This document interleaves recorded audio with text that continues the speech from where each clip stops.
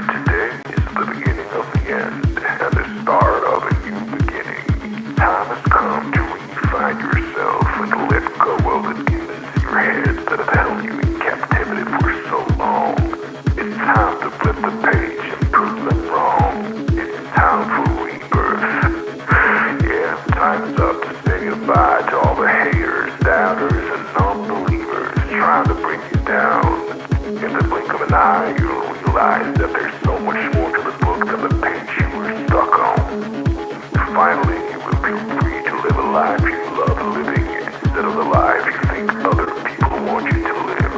Remember, you are the highest authority when it comes to knowing what you want and what you love.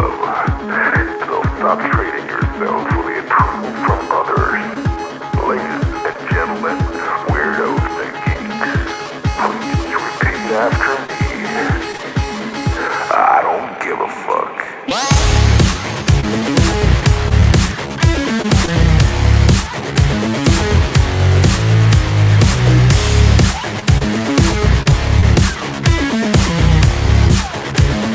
I don't give a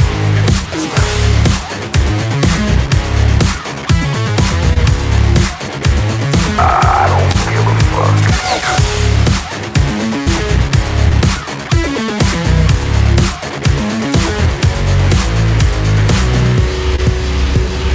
I don't give a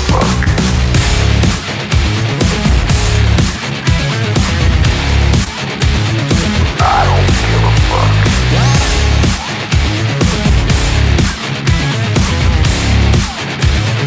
I don't give a fuck.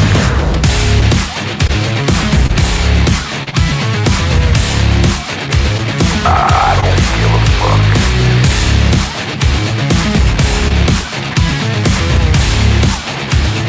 I don't give a fuck. It's time to start doing the right thing. So trust your instincts, stop listening to others, and own your decisions. People will always tell you what to do, and how to live. So let's create space for what matters most to you. You'll be glad you did. Now start reclaiming your time and your mental well-being by saying no more. No more. Say it loudly and proudly. In other words, fuck you.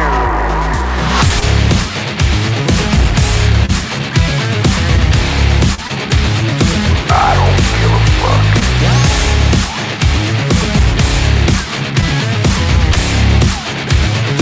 I don't give a fuck.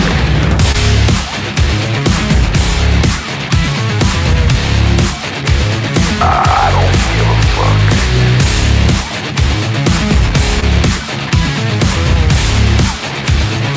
I don't give a fuck.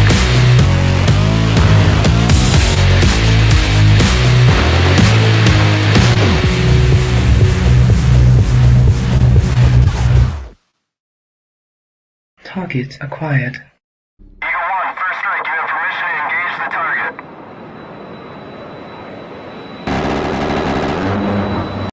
Warning: the following video contains explicit language which may be offensive to some viewers or inappropriate for children. The content within this video is intended for mature audiences only.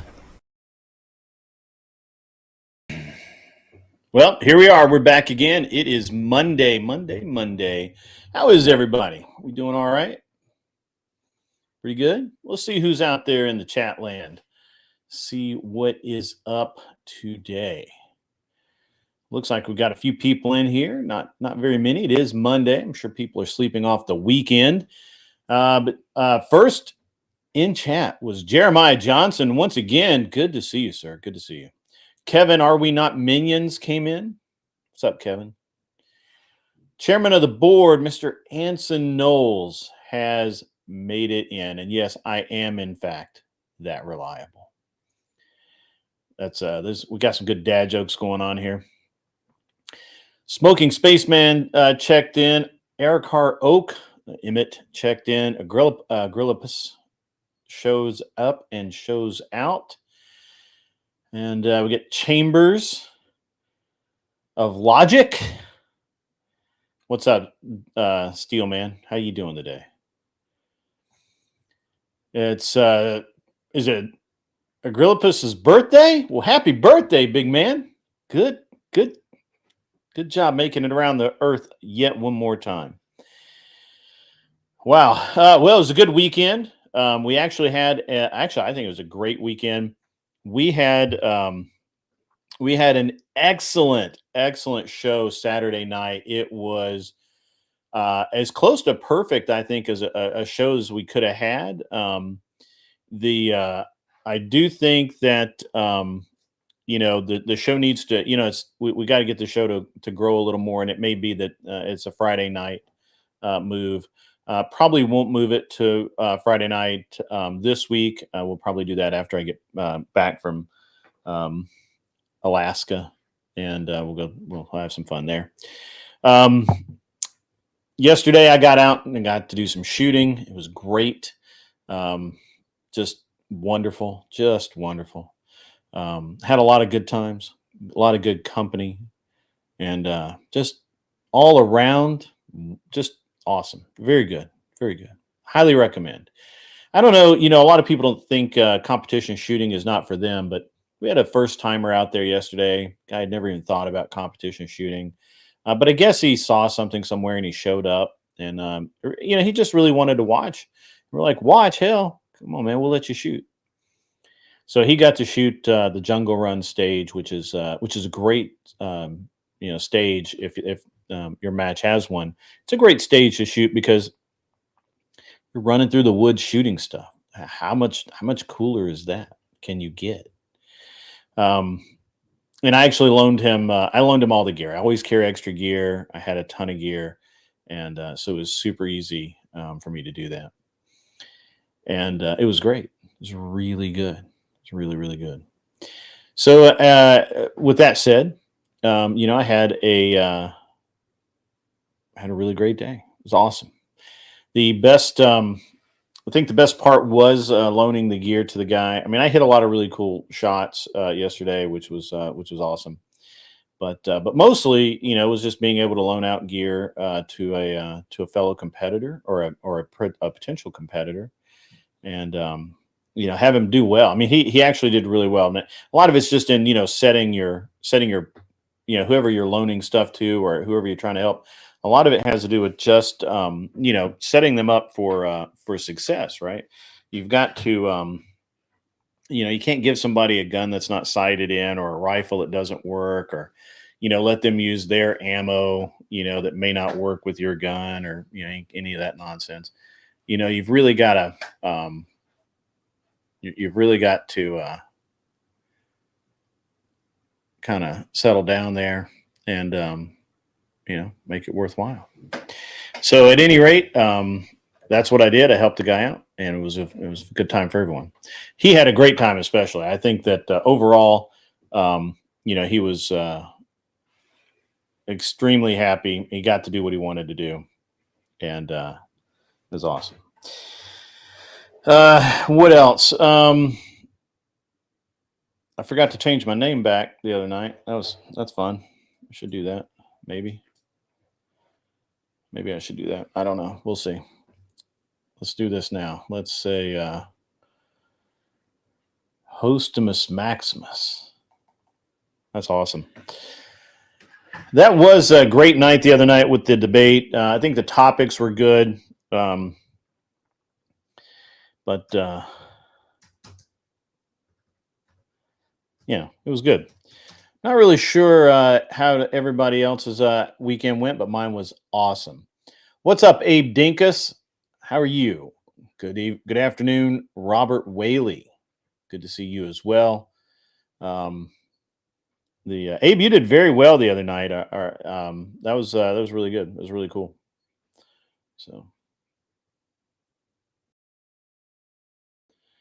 So there we go. Give me a second. I've got to fix this.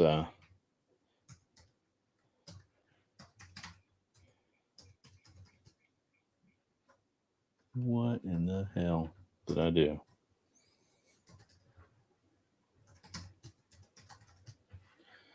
There we go. All right. Let's see what we got. Yeah, the day shift is cool, man. I'm starting off pretty relaxed. I was running around yesterday shooting stuff, and it was fun. One of the things that we did yesterday is there's a piece of falling steel, what we call a popper, and you shot the popper, and it would fall over, and it would activate a clay thrower, and it would launch the clay straight up in the air about, I don't know, 6, 7 feet, and you had to shoot it. And the shotgun guys had no trouble with this because they're shooting shotgun, but I was shooting two guns, so I was shooting it with a pistol, and I actually hit the clay. Like none of the other pistol guys hit the clay. I hit the clay, and it was awesome, and it was very funny. Because I don't think anybody expected anyone to be able to hit the clay with in the air with a pistol. The other thing that was super cool yesterday was we had a rifle spinner, and so it's what it says. It's a it's a spinner, and you shoot it with a rifle, and you're supposed to be able to spin it over. It takes some effort and timing to get right. And I was in my philosophy when shooting the rifle spinner is I want to double tap the bottom plate as fast as I can, and as it'll swing back, and as it starts to swing forward, I double tap the top plate so that it starts rotating, and it'll flip over because it has to spin to count. And I was shooting so fast that one of the guys actually came over to check and see that I wasn't full auto. It was really hilarious. I thought it was great. I was shooting really, really fast, and the guy's like, "Well, how many of those actually hit?" And I'm like, "Well, most of them, because it almost spun." Like it was pretty fun. So that's it was a good time yesterday, and it's good to be back in the office on a Monday, but I just want to share a little bit of my weekend. We're going to get into some stuff here really soon, really more professional here in a minute, but I had a great time yesterday, and you guys should get out and shoot things if you can. If you're a gun guy. If you're not a gun guy or gun girl or whatever, just don't worry about it. It's cool. Everybody has a character flaw, and it's okay. But yeah, that was pretty much my weekend. Obviously, Saturday I took my son to shoot skeet with his team. Saturday night, I did the show. The show was awesome. We finished up on time, which was perfect. I got up early-ish, drove, an hour and a half, 2 hours, shot a match, drove back. It was awesome. Very, very awesome. Yeah, you gotta get out and shoot, man. Especially pistol. Pistol is a perishable skill. So if just going to the range once a year and qualifying or whatever. I know a lot of guys who have to shoot to qualify for their concealed carry in specific states, and they go to the range once a year. They shoot 2 boxes of ammo, maybe they shoot 50 rounds, maybe they only shoot 20, maybe they shoot 100. Doesn't matter, and that's it. But pistol especially is the most perishable skill, and if you want to be good at it, you have to practice. When I'm actually training to shoot, and I'm actually going to be shooting constantly or regularly, I shoot about 200 rounds a day. And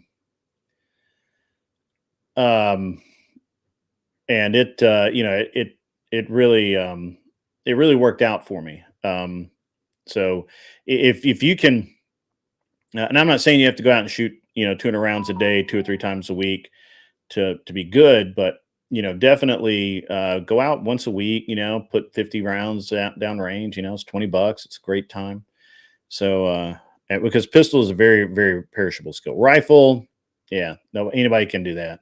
Shotgun is like stupid easy, but pistol is a perishable skill. And that's why cops fire 30 rounds and 2 of them hit because they don't practice pistol enough. So anyway,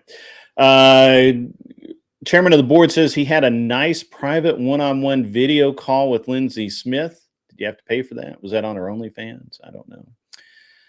She revealed a lot to you. Paid extra, I see. About her issues with Flo. Okay. You should give her another chance. I don't have anything against Lindsay. Why does everybody think I have something against Lindsay?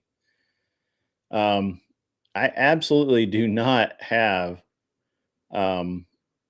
anything against Lindsay. I think she has something against me. I think that she doesn't like me, and I think that she's not very genuine. So, but I think you're on the wrong side of this argument, Chairman. So, Abe Dinkus, yeah, you guys had a great argument. You and well, actually, both of Abe's arguments were really good. Abe did well. Abe did well. At any rate, guys, the show has started. I guess I should get into something worthwhile. I know we can't get Anson up on stage because he's at work in his office. He's actually cheating the system right now, having a good time, and supporting the stream while he's getting paid by some employer somewhere, that's okay. It's okay. All right. Let's see what else. I haven't been invited as of yet, and I may not be this week, just because the way that I am. But I have not been invited to Prime Kai's to destroy them yet again. It's very funny last week, so we'll wait and see if an invitation comes. If not, that's okay. On the other side of that, Thursday, I believe. Let me double check the date. Yes, Thursday, 5 p.m. Central Standard Time. It's a debate panel on Gives Me a Break, I think is what it is. Make sure. Yeah, I think it's on the Gives Me a Break, or I'm not really sure which one of Gibbs's shows it is, but at any rate, Thursday, 5 p.m. Central Standard Time, debate panel, libs versus cool dudes. Topic, the prompt is, should charges be filed over the Biden mental incapacity cover-up? Which he's basically asking there, as my understanding, the people who knew and covered it up and used, and of course, there's all this questioning now about the auto pen, and who was in charge, who's controlling the auto pen, while all of these different things are being signed, all the pardons, EOs, that kind of thing. Who is in charge of the auto pen at that point? Because it seems like timeline wise, Biden probably wasn't. So,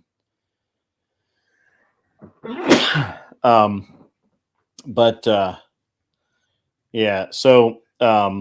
So that's going to be a great subject on that panel. As of right now, it looks like we're going to have the soyest of the soy, Pentuple. Pretty sure. Wait, maybe he dropped. We'll see. Looks like we're having for sure Pentuple, iCowich, Lactoid. So we got Libertarian, we've got Conservative, we got MAGA guy, got me, Ryan McNully. I'm not really sure who that is. I'm going to have to check on the soy guy and Prime Kai. So Prime Kai is going to be on there, and it's going to be a good. It's going to be a good deal. Agrillipus, sorry to see you go, man. Hopefully you're have a great birthday. If today is your birthday or whenever it was, have a great birthday, man. Enjoy your celebration, and let's talk soon, man. You're barely on. I know you're very busy. But yeah, it looks like Soy Pill's still on the list, but he hasn't commented. So maybe he's just like me and just doesn't comment. So again, the debate panel Thursday will consist of Gibbs, obviously, as moderator.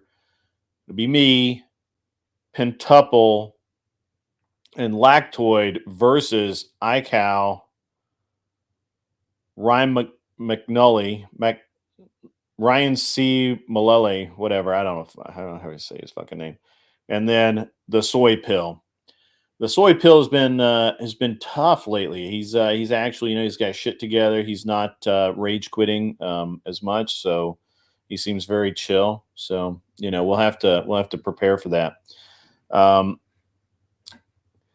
and yeah, it's gonna be really interesting. I don't know if you guys have been following the news, but over and over again, there's a lot of questions about use of the auto pin, and it's gonna be lit.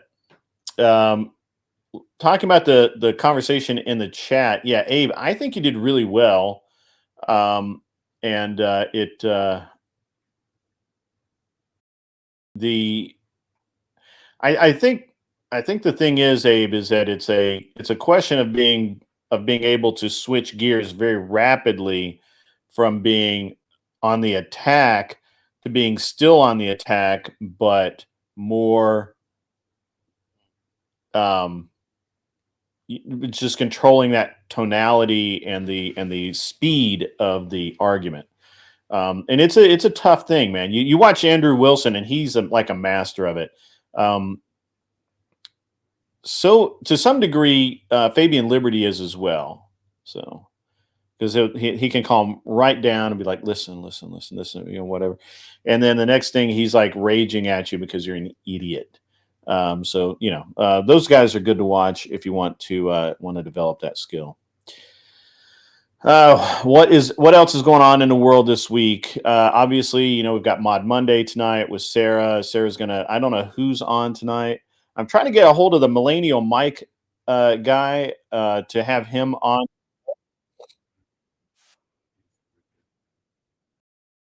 So, we're trying to get all of that. We need that sounds very odd, Chairman of the Board. So the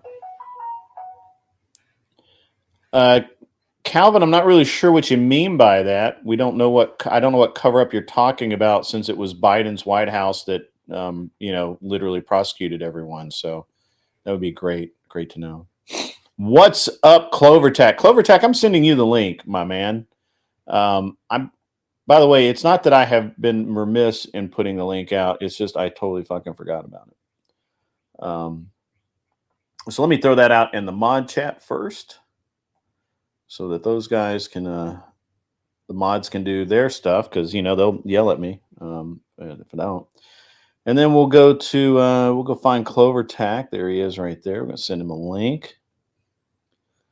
We may nerd out over guns today, guys, and that's okay.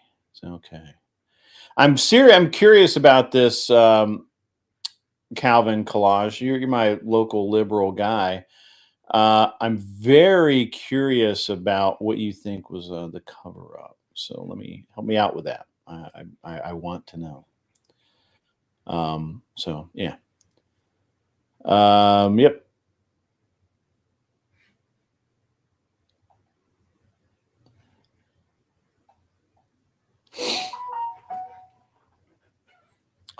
But obviously, that's not the intent of the debate coming up on Thursday. Thursday is specifically the issue of the auto pin and who was controlling it while Biden was incompetent. So, because they all, with all of the things that are coming out and being released and re-released, it's very interesting. CloverTech, what's up, buddy? Hey, what the hell? I've been. I went and shot a 3-gun match. You want to tank the chat early today, huh? I'm sorry? I said you want to tank the chat early today, apparently. Yeah, I'm just. I'm going to teabag everybody. Yeah, fuck it. Whether they want it or not. Yeah, fuck it. Yeah. You shot a match this weekend? Yeah, I went and shot my local 3-gun match. Nice. And it's it had a lot of elements of majors in it, which I appreciated. I wasn't really ready for, because you want to explain that to people, because you just probably glazed people's eyes over. Right. So like, So this is a 5-stage match. There was a jungle run, which is normal. There's a long range stage. There was a kind of a precision stage where you had to which was in the 22 the 22 PRS bay, or 22 field as they call it. There was kind of a weird stage there, and then there were 2 bay stages. So the long range stage started out with, you had a stage gun, which you don't normally see that in local matches, but they had a Stoger coach gun, and you basically had to start, obviously hands at sides. The buzzer would go off. You had to load the 2 shells into the coach gun, shoot a popper. It would throw a clay, and you would, and it was just a clay tosser. And then you would shoot the clay. You'd have to abandon the gun, and you had to abandon it open. And if you didn't, then what would happen is, if you did not abandon the gun open properly, that was a penalty. Sure. And so then I shot 2 gun, not 3 gun.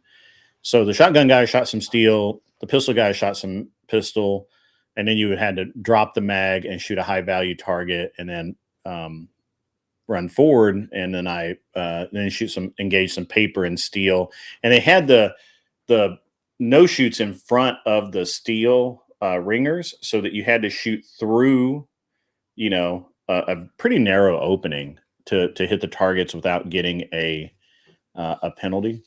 And then you had a dueling tree, which I don't think is a legal target in anything. I never see them in matches, but it was probably just something because they didn't want to bring a plate rack out to the long range bay, or just to add an element of fun. Sometimes it could have just been fun. But yeah, you wouldn't see that in like a major match, but you would see like a plate rack or something like that. Right. It's close enough.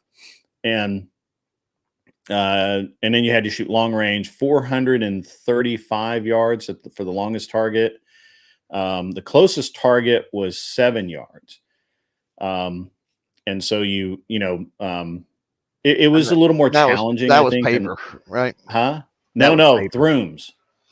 Oh yeah, the throom stuff. Oh, okay. Yeah, the throoms. That works. So okay.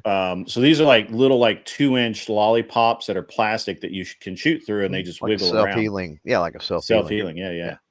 And so, and they had a know your limits, right? Out at about 100, 115. Oh no, it's 130. It was 130 yards.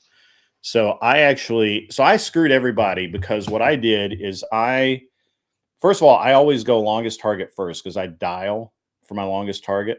So I hit the 435, I hit the 400, and fortunately both lights were still flashing, because the spotters couldn't keep up. And so the lights were flashing. I hit. I came in for the 200, the 3 whatever, 315, 330, whatever they were, and then I got both of those, and then the 235 I got it. That was no problem. And then on the know your limits, once again, everybody normally starts with the largest target, but I immediately shot the smallest target and went up. Instead of going large to small, I went small to large. That threw them off, because they weren't calling targets very quickly. And then I shot the throoms, and I didn't really have that many misses. I didn't have that many makeup shots, but I was just kind of I was trying to go fast, and that was cool. That was my first stage. And then we did the jungle run, and I did okay there. And that was just steel in the forest and paper scattered. It's more of a memory thing. You had to basically, you had to remember kind of where the paper targets were. That was an indicator where the steel targets were out in the woods. But you just run by them like super easy. And, so that was good. And I let a new guy, I equipped a new guy with some gear. And so I didn't have a belt to fit him. But he had a belt, and we put a holster on him, put a couple of mag pouches. That's all he really needed. And he shot my 16-inch rifle that has the proof barrel. And he's like, I understand now why you guys are able to shoot so fast. and because there's like no recoil in the gun and all of that kind of cool stuff with the rifle. Love the scope.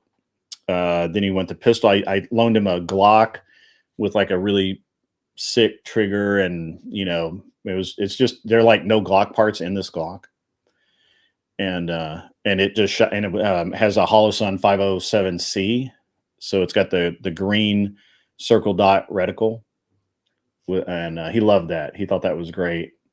And it just really, he did it and he loved it, because I was like, hey, you know what? You got to set these guys up for success. You can't give somebody like this ridiculously out of tune gun that beats them up or, whatever, because they're going to hate it, right? They're just going to hate it. Yeah. But he loved it. Everything about it was great. So now he's like hooked, seriously. And then went to the 22 bay. I shot a clay out of the air with my pistol. So I know that they put these clays in there to screw the two-gun people, because it was, you shoot a popper, and the popper would fall, and then it would throw the clay like 7 or 8 feet in the air. You just shoot it with the shotgun. That's easy. With the pistol, it's hard. Yeah. And so I don't think they expected anybody to get them. And I got 1 out of 2. I would have gotten both of them, but when I hit the first popper, it didn't fall because I hit it too low. And how far away? It's like probably 12 yards, 13 yards. And was it throwing it? It was flat side facing when it threw Yeah, up? yeah. So it was a MGM toaster, so it just flew. It just throws it straight up. Yeah. Might get. Yeah, the key to that. Well, first of all, you don't want to do that unless you've got a tall enough backstop, because you don't want to be shooting pistols in the air. But the key to that is to catch it at the apex or whatever. Yes. Right. Yeah. But that requires timing. You got to pull the trigger before the apex happens. So yeah, it's tricky, but it can be done. It is tricky, and I think I was the only person shooting two-gun to get the clays. Once you get the timing down, you can do it over and over and over and over again. Well, But that's and again, I was trying to be, because I'm used to these targets. So I shot. So my plan was to go popper, clay, right? Yeah. So basically, just shoot both poppers really fast, come back and shoot the clays. Talking about shotgun or I handgun? hit the first popper low, so it wiggled, but it didn't fall. So, but the second popper fell. Oh, so now I'm out of order. Yeah. So I went popper, clay, and I didn't get it. So, and that was with the pistol. Yeah, it was with the pistol. Oh yeah. If you screw your timing up with the pistol, your margin of error is nothing. There's no messing around. Hello, Sarah. I see you out there. You're welcome to come up if you'd like to jabber, but there's going to be a lot of gun prattle, I think. So that was a 22, and then so we were shooting through a vehicle, right? So you had to engage these targets through the open windows. And a lot of people aren't really used to shooting through things. So they forget height over bore. They forget what everything is, Right. So like there are bullet holes appearing where there shouldn't be, and that kind of thing. So that's always interesting. And then we were shooting skinny Sammies out to about 120-ish. Wow. And of course they're in the grass. And so all you can really see is like about a hand-sized piece of this plate. Right. And you're just like smacking them down. So I did pretty good there. I didn't do great. I didn't do great at anything, but I was okay. Right. Like I know how to do all of this. I've done it so many times. Right. It's just, like that. And then we went to the bays. Now the bays is where I almost got I got a talking to. I was this close. Oh. So they have a rifle spinner at 50 yards. And so my technique on most rifle spinners is to double tap the bottom, let it rock back. As it rocks forward, I double tap the top, and then it gets that momentum going, and eventually it'll flip over. Right. So I'm shooting really fast. So what I realized is we were this spinner was not a very good spinner. It was not going to go over easy. I literally was like tripling and double tapping the bottom plate and the top plate. So it's like da da da da da da da da da da da. And I actually had somebody come over and see if I was using full auto or bump stock or something. And they're like, Buddy. it was pretty well. I mean, I Like, could shoot really, like I've outrun a Trigger Tech Diamond trigger in the AR. I outran it and broke it. But that's just because I have really good feel for when the trigger reset is and all of that. So, but I do it a lot. So yeah. I outran the trigger on the Diamond a year or so ago, but now I have just really, like I shoot that Elfman trigger and I can't outrun it. I don't think anybody can outrun it. Like it's just too good. So,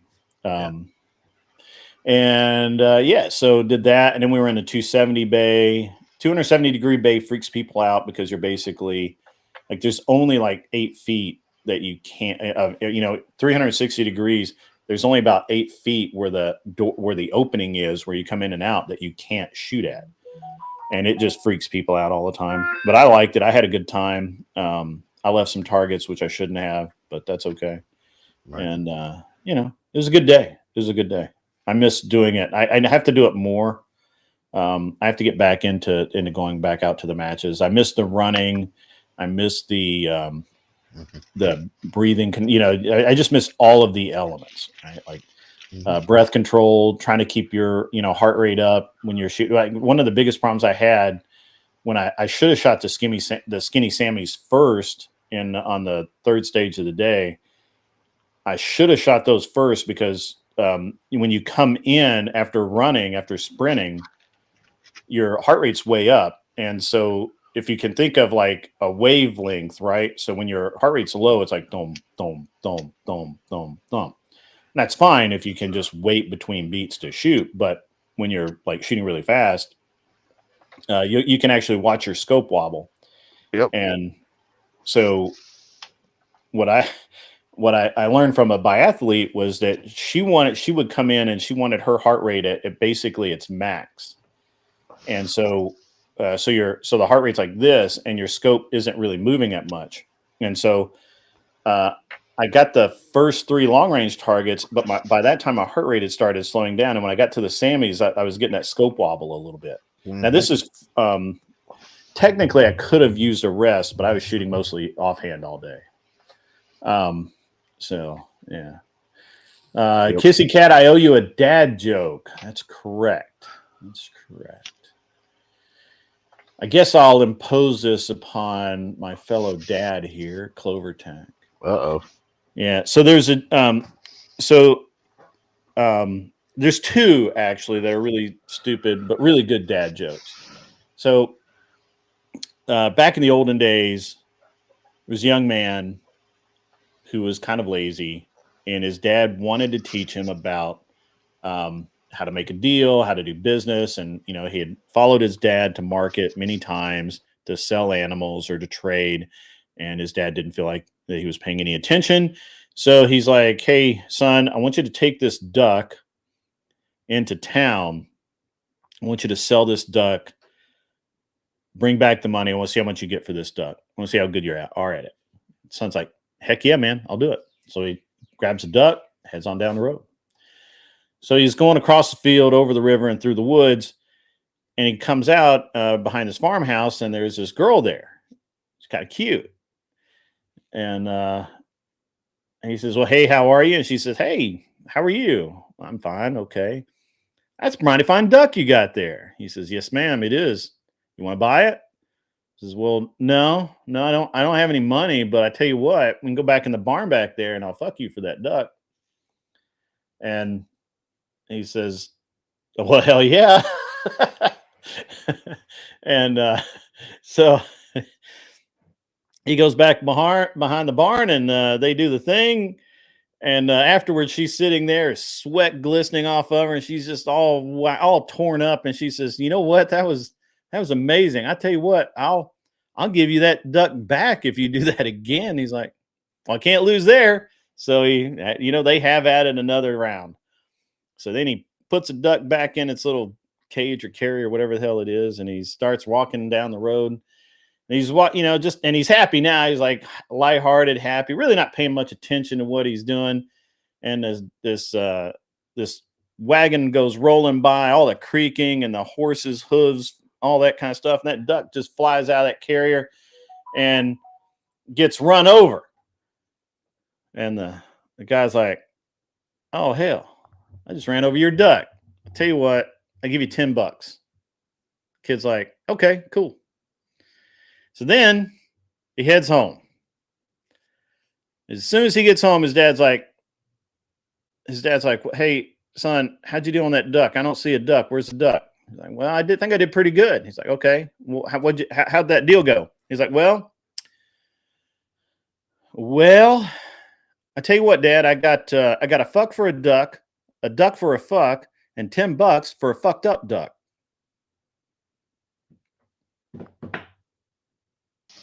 Bah, ha, ha, ha, ha. I thought that was pretty fucking funny. Bah, ha, ha, ha, ha. I don't have dad puns.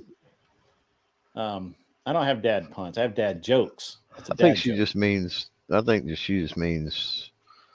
Yeah, I think she just means short. Like, for example, I'm not bragging, but I made 6 figures last year. Yeah. Yeah, that's why they named me the worst employee in the toy factory. Yeah. Okay. That's a dad joke. That's a horrible joke. I don't know. So you heard the one about the city boy. What happened with duck on tomato last night? What did I miss? What did I miss on the tomato last? I went to bed last night. I went to bed early last night, actually.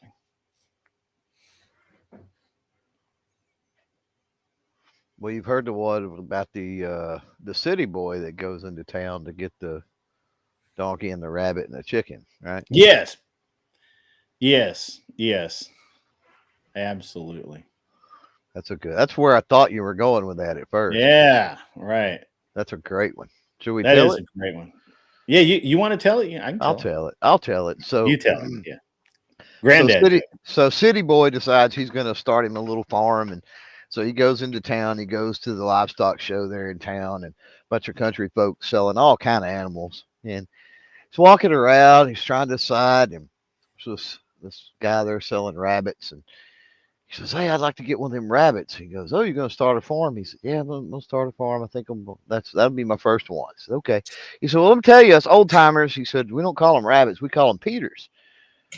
And he's like, "Huh?" He said, "Just remember that. You want to sound like one of us here at the livestock, barn." Okay.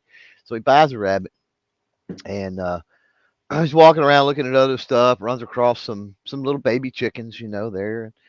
And he's like, "Oh wow, get some eggs, whatever." And the guy selling chickens, sells him a baby chick, and he says, "Yeah, keep in mind," he said, "though, us farmers and ranchers and everything, we don't call them chickens, we call them pullets." He says, "Okay." He says, "Okay, I'll keep that in mind." He's walking around. He's like, "Man, I got the rabbit, I got the little chicken here. It's all good." He said, "But I kind of want a bigger animal." And so he's walking around, and there's this old man in the corner, and got this raggedy old looking donkey. I mean, raggedy looking donkey. He's walking. He's, "Man, this is what you need. You need this donkey. You need this donkey." And he's like, "Yeah." He said, "But let me tell you," he said, this donkey. He said, "We don't really call them that here at the livestock barn. Us old timers, we call them asses." And he's like, "Oh yeah, I've heard that. That's in the Bible, And he said, "Yeah, it is." And he says, "But let me tell you what," he said, "I'll sell you this one cheap, but he's got a tick." And he's like, "A tick?" And he's like, "Yeah." He said, "He'll get to kicking and raising cane." He said, "When he does, you have to scratch this ass behind the ear."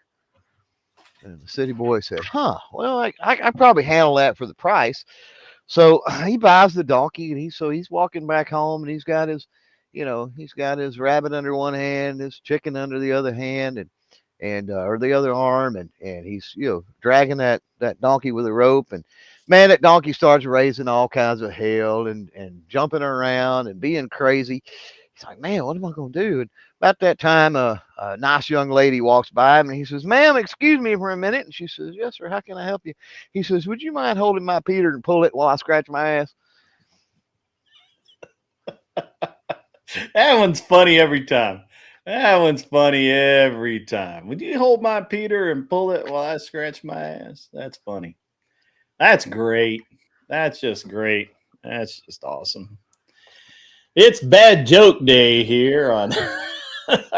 We went from gun prattle to bad joke. We really I killed know. this Well, fucker, I mean, man. that's all Oh, Kissy Cat's yeah. fault. It's all Kissy Cat's fault. Like headshot quality, kill it in this thing, man. Good Yeah. Lord.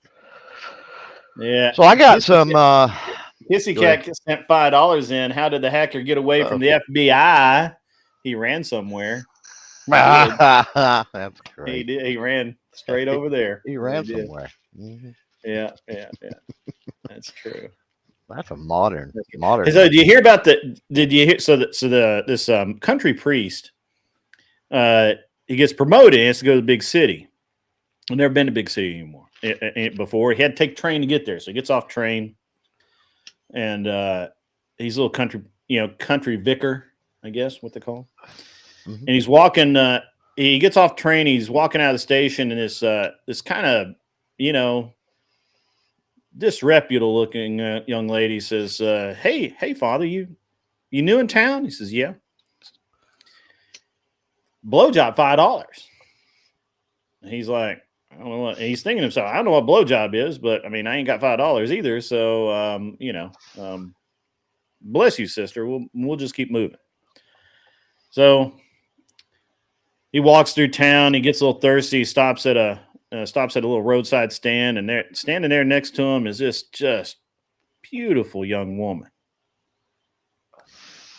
He strikes up conversations. Hey, how are you? You know where this church is? I gotta get to this church. And she says, oh yeah, it's right over there. But I tell you what, Father, I like you.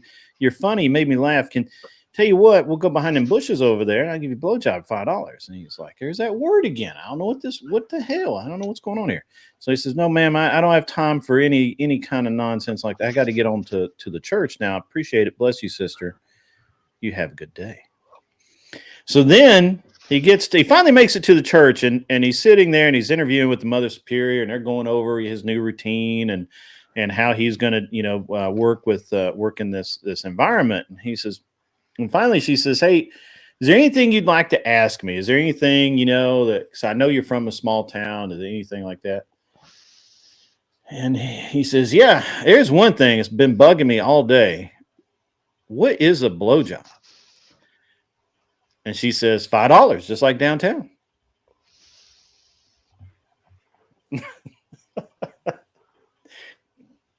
That one did not land on Clover Tag.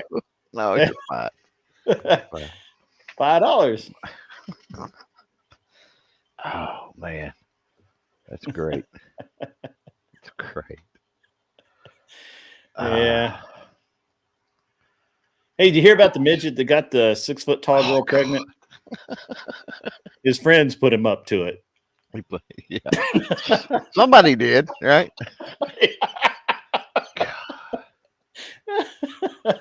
Oh man. So okay, I'm taking this one a little spicy, but bear with me. Okay. So it's the last day of the school year, South Texas, right? Oh, Little Johnny sitting in little Johnny jokes, right? Little Johnny sitting in the back of the classroom.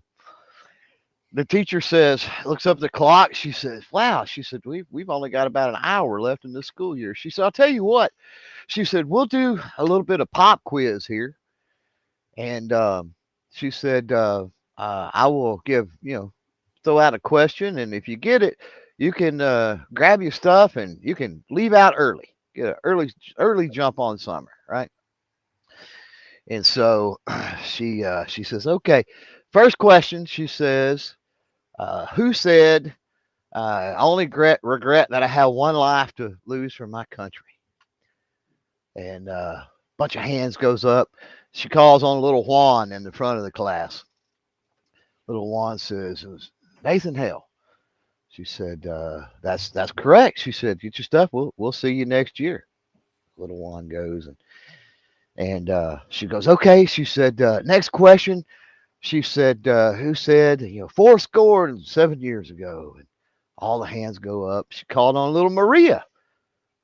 And little Maria says, well, that was President Abraham Lincoln. She goes, you're correct. That's exactly who that was. She said, grab your stuff.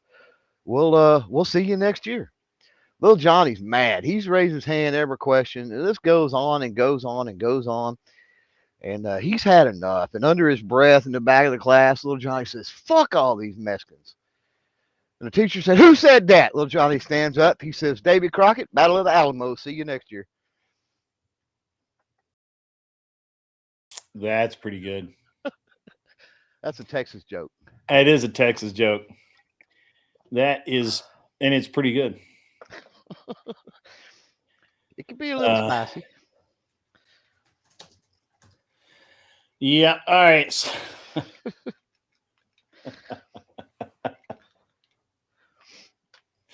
That's pretty good. That's pretty good. Well, that was good. That's a good comic relief. Okay. Kissy Cat, I hope that you are happy with that. I'm going to send Kissy Cat the link and have her come up on the channel. And maybe she has a joke. Where? Let me go find my Discord. There's my Discord right there. Where is? You get a link as soon as I figure out where. There you are. And there we go. That's right. Group therapy indeed. 'Tis but a small group. I've got some group therapy this week. I've got to try to. Yeah. Yeah. Yeah. What do you think? I've got some new ammo in a company called Veritas. You ever heard of them? I have heard of it. Yeah, they've made projectiles, solid copper hollow points for, I don't know, a little while now, and they're loading their own stuff now. So I've got some 96 grain solid copper hollow point and 9 that I've got to put through the ringer and see what happens. I've got the new RXM, the Magpul Ruger. Oh, yeah. And I haven't really shot it enough yet to have an opinion on it. I think the grip is just like ridiculously slick. I think I may go ahead and just go and carbide the crap out of that thing. Because it's just ridiculously slick. I don't know why the gun manufacturers can't make this better. But some of them just have I don't know. Some of them have an aversion to texture for whatever reason. Yeah. I think the reason is the whole carry thing. I think and I don't know, that would be an interesting like poll to put out or something to see if like smoothness and all of that is a thing. Hold on. Curse Zero, bro. That is literally TOS, man. Look, one of the mods, delete that message because I'm not signed in on my mod account. And dude, you can't be saying shit like that. Not in my chat. Go somewhere else. You want to do that. That's fucking horrible. That needs to go bye-bye. Yeah. Sorry, man. You were. No, you're fine. No, no. I forgot what I was. I wouldn't even pay attention to chat that much. I was just probably a good idea. I just happened to look up and I'm like, oh fuck. Oh my god. Yeah. All right. There we go. Anyway. The talking about the textures. That's what we're doing. Yeah, I don't know. I think that there's manufacturers that have this idea, and I don't know how true it is that. For carry, everybody wants like super smooth, Yeah, they don't want any of the texture. They don't want any texture, so to speak. Have you tried any like what is it? Handed all Pro Grip like that? The grip tape. Oh, I have the Talon grips, but I don't know that they make them for the. I don't know that they make them for the. Well, it being essentially a Glock inspired, let's just say, you could probably take some 19s and cut them. Well, I think first thing I'm gonna do is I'm gonna complain to the Magpul guys. Matter of fact, where is he? He's on here somewhere. So I'm gonna complain to one of the guys at Magpul, and I think he's the owner, so or one of the owners, and I'll complain to him. I'll be like, "Hey, man, what are you doing?" And he'll probably put it off on Ruger, which is probably accurate, and I'll be like, "Yeah, so Sure. I'm gonna have to carbide the shit out of this." Yeah, so well, then you can at least get it like you want it, I guess. Yeah, I really like carbiding the grips. I like a really textured grip. I think probably because unlike I have now come to grips with the fact that dad joke. Yeah, I know, right? I've now come to grips with the fact that gorilla gripping a pistol actually is really bad for your accuracy. So I use not a light grip, but a relaxed grip. And so what happens is if it's slick, it can, the grip can shift in flight. Yeah. And that's, it's not a lot, but then you have to reposition, and it's just people often confuse because they hear the whole limp wrist thing a lot. They often confuse, you're limp wristing it, right? And they often confuse the grip with locking your wrist. It's like you can have it. You don't have to kung fu grip it to lock your wrist. Like that's two different things. But it does require practice and repetition doing that, I think, because it's not like a normal thing. Typically, when you lock your wrist, you're going to grip. You know what I mean? You're going to really grip heavy if you lock your wrist. And so it's kind of learning that muscle control a little bit. Yeah, no, 100%. Yeah, it's and realistically, it's like, and I don't know if you can see it, but when I try and teach, or when I show women or smaller men how to shoot, there's a trick to once you have that grip, you can rotate your elbows out, and it puts more, without you having to grip more, it puts more tension, pressure, and pressure on that on the grip without you having to do anything, and you're using large muscle groups to do so. It's all a matter of leverage, right? That's what it is. Mr. Boulay comes in with a $5 super chat. I must be on the wrong channel. This is the Karen One Motorsports channel. No, sir, it is not. Okay. No Karens. I don't know. We have no Karens. Yeah, no Karens to give. Sorry. Yeah. I like my grip to be 60 grit sandpaper or something almost like that. Yeah, it's got to be. I need it to be like you're in fear of removing skin. You know what I'm saying? So,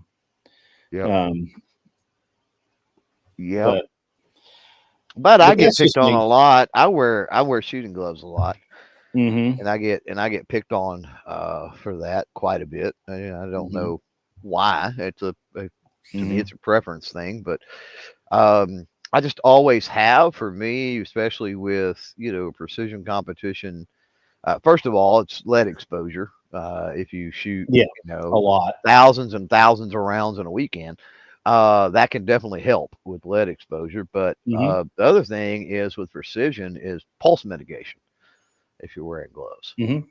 So, and you spoke about that a little bit earlier. It is a real thing, whether you're talking trigger finger or offhand.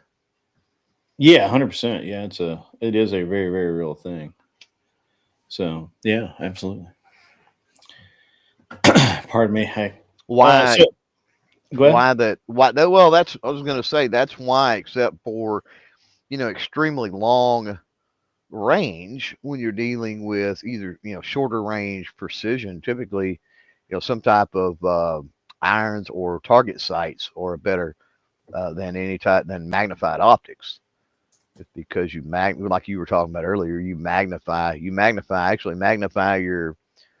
breathing, and you can see it in the Mhm. scope, and you magnify your pulse as well through that.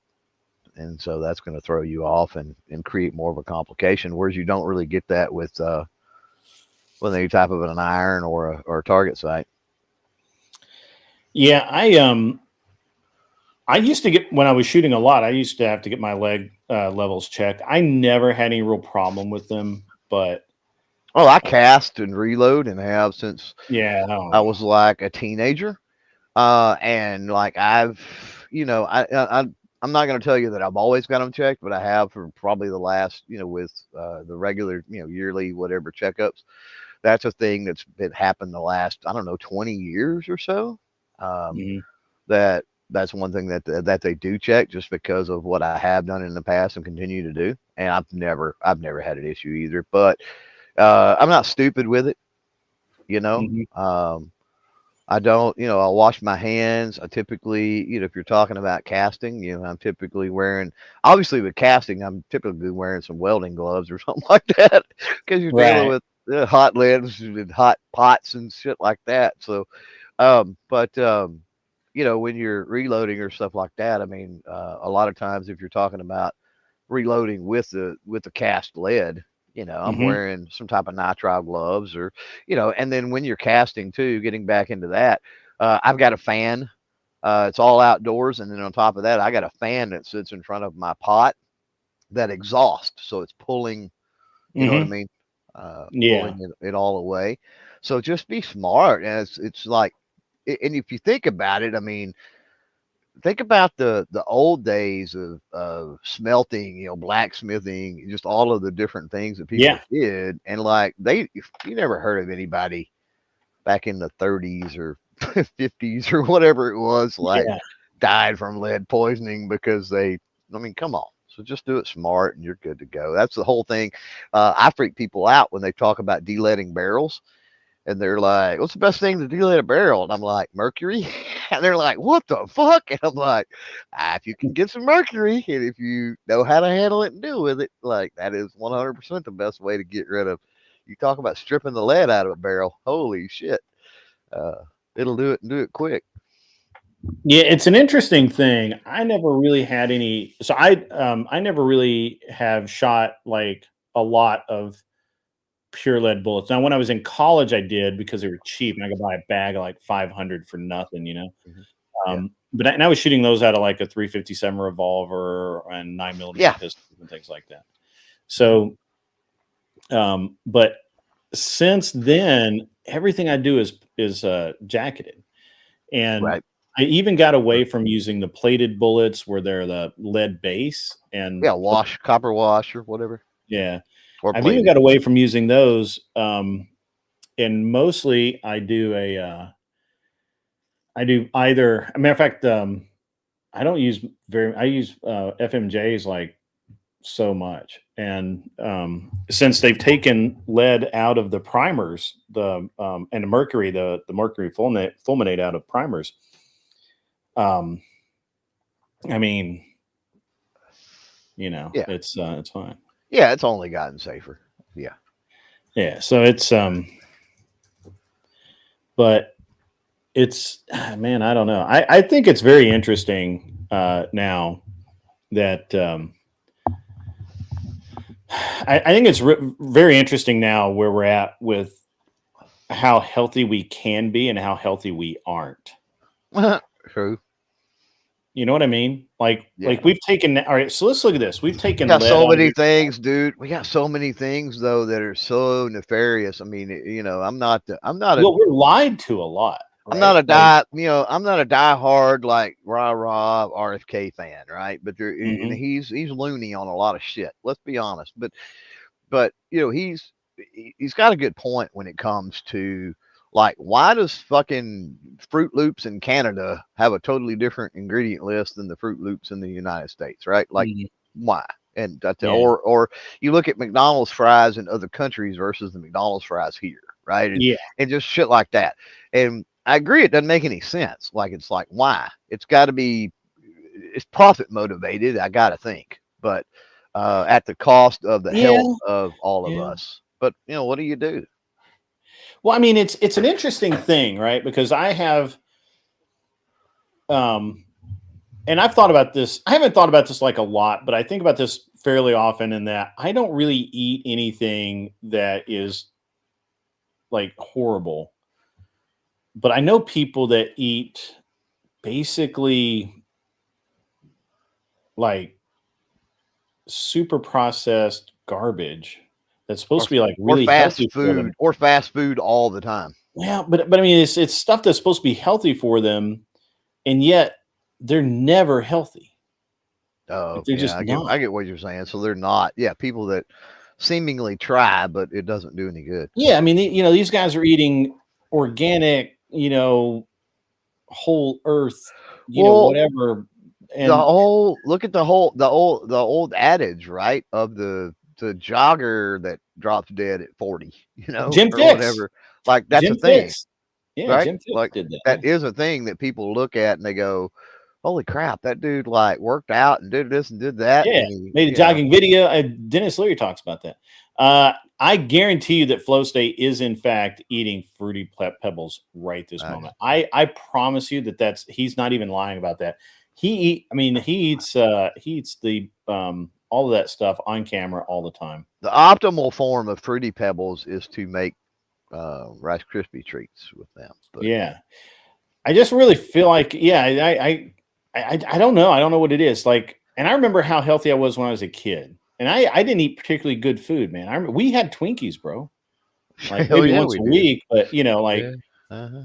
like once a week. But also I'll tell Like you, donuts every morning before school, just about. Like, seriously, like, well, a cereal for sure, like oh Captain yeah, Crunch, yeah, sugary yeah, cereal, yeah. all it. And there has to be some weird change. There's synthetic I do shits, man. think that there's There gotta some. be. I do think that there's something to the and I've said this for a while. So this is going to sound like I'm just full of shit, but and it's fine. People can think that, but I honestly believe it's because we are such climate controlled monsters now Mhm. that we can that the average human being spends less than an hour a day outside of their climate controlled cubicle or The home. average does, yeah. I Or don't. I prefer it outside. sure, I spend more time yeah. probably outside, not counting time sleeping. I Mhm. probably spend more time on average outdoors than I do indoors. Yeah. And I used to have this whole thing where I was like, well, I'm not, I still do it. Right. So when I grew up, we didn't have air conditioning, right? Like at all, like none, zero. Air conditioning in the summer was the back door of the house open with a fan in it. Maybe we had an attic fan, dude, Yeah. that you would open the windows and it Well, was you're like, fancy. and the attic fan was this huge, like that Yeah. fucker was 3 foot by 3 foot. I don't even Yeah. know. It was huge. Made a ton of noise. It sounded like you were, I don't even Yeah. You could know hear how it to through the whole describe it. house. Yeah. Like you couldn't do shit. You couldn't even hear Yeah. the TV hardly for it. Yeah. But you talk about airflow. Holy shit. Yeah. Yeah. It was great. Yeah. I think my first college apartment when I was like 20 something was the first time I had like actual like air conditioning Yeah. regularly. And I'm looking at having to buy a new fucking air conditioner now. Speaking of air conditioner. and so I have this whole theory about how being outside in the heat causes I mean, obviously we know that causes you to burn calories at a different rate, Actually, you sleeping. burn more calories in the cold than you do in the heat. But I mean, I get what you're saying. Right. Well, I mean, the same thing goes when you're Because your body's trying to stay warm, so you burn more in the cold than the heat. yeah, but when it's hot, you're sweating profusely and burning energy that way. Yeah, your Which is body's trying to why cool down. jungle people are like notoriously ridiculously skinny because they're burning all that energy trying to stay cool somehow. I think mostly, I think it is what you're breathing in. Mm, And then I think you're breathing in elements and particles and things that boost your immune system yeah. when you're outdoors. And then one of the biggest things is sunlight. I'm telling you, dude. Yeah, Like I could see there that. is, you know, the sunlight is insane. The amount of uh, positive things that come from, Mhm. short of getting sunburned. I'm not talking about that, but So and kind of the reason why amazing. I'm mentioning this is, it's been because I hurt myself in like 23, right? Like I tore my knee up, tore my hip up, muscle, issues, all that kind of stuff. And I shot like one match last year. Didn't really think anything about it, but I've been outside more a lot lately, mainly because I just kind of forced myself to get out of the house. Um, but I look back and I think about like I shot a very small match, but it was like it didn't wreck me, but I felt it at the end of the day. Like when I was driving home, I'm like, damn, I'm going to sleep good tonight. So I Right. think when I'm out in the I just I per and maybe I'm the only one. Me personally, if I'm outside, I don't care how hot it is. I don't care how humid it is. I don't even care how cold it is. When I'm outside, I feel better. Yep. I feel better. I'm the same way. And I'm the same way. I noticed that, you know, um, Well, keep in mind too, Grid. We grew up outside was our playground. yeah, Outside was yeah, our thing. that's what I'm saying. The That's younger why these kids are generations, all fat. Yeah, a that's lot of why these them kids don't fucking have that. Yeah, And no, so I think that's that I was thinking about it earlier today before the show. I was like, um, the- I think the reason why I was never like fat ever is because I was outside all the time, and I didn't actually start gaining any real weight until I was over 40 or 45, so and then I noticed now that I know that I gained like 25 pounds after I hurt myself. Like I the was at 215 and I hit like the most I hit was like 240. And I'm like, why is that? And the only thing I can come back to is that I haven't been shooting matches, I haven't been outside, I've been very busy with everything else. And I'm pretty sedentary. Uh not 100% sedentary, but pretty sedentary. right. And now that now that I've been losing weight, getting moving back down. It's kind of a sliding scale right now because I'm adding muscle while I had a lot of atrophy of muscle in my legs, my thighs especially. But like I wasn't wrecked yesterday, but I felt it, and normally I wouldn't even feel that match. Like Yeah. it's not enough to even feel it. So I Well, think that there's a lot to it.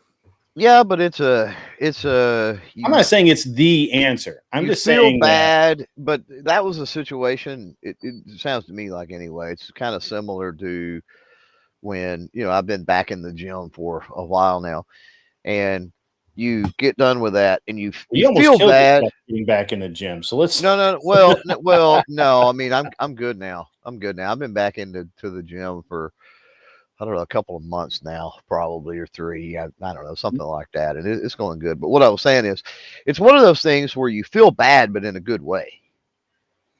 Yeah. And it's the best way that I guess I can explain it. You go to the gym and I mean you're dead tired and you're sore, you hurt, and you're like, oh my god, and especially you get up the next morning and you go, oh my god, you're stiff but it's in a good way. It's not like a pain for no reason.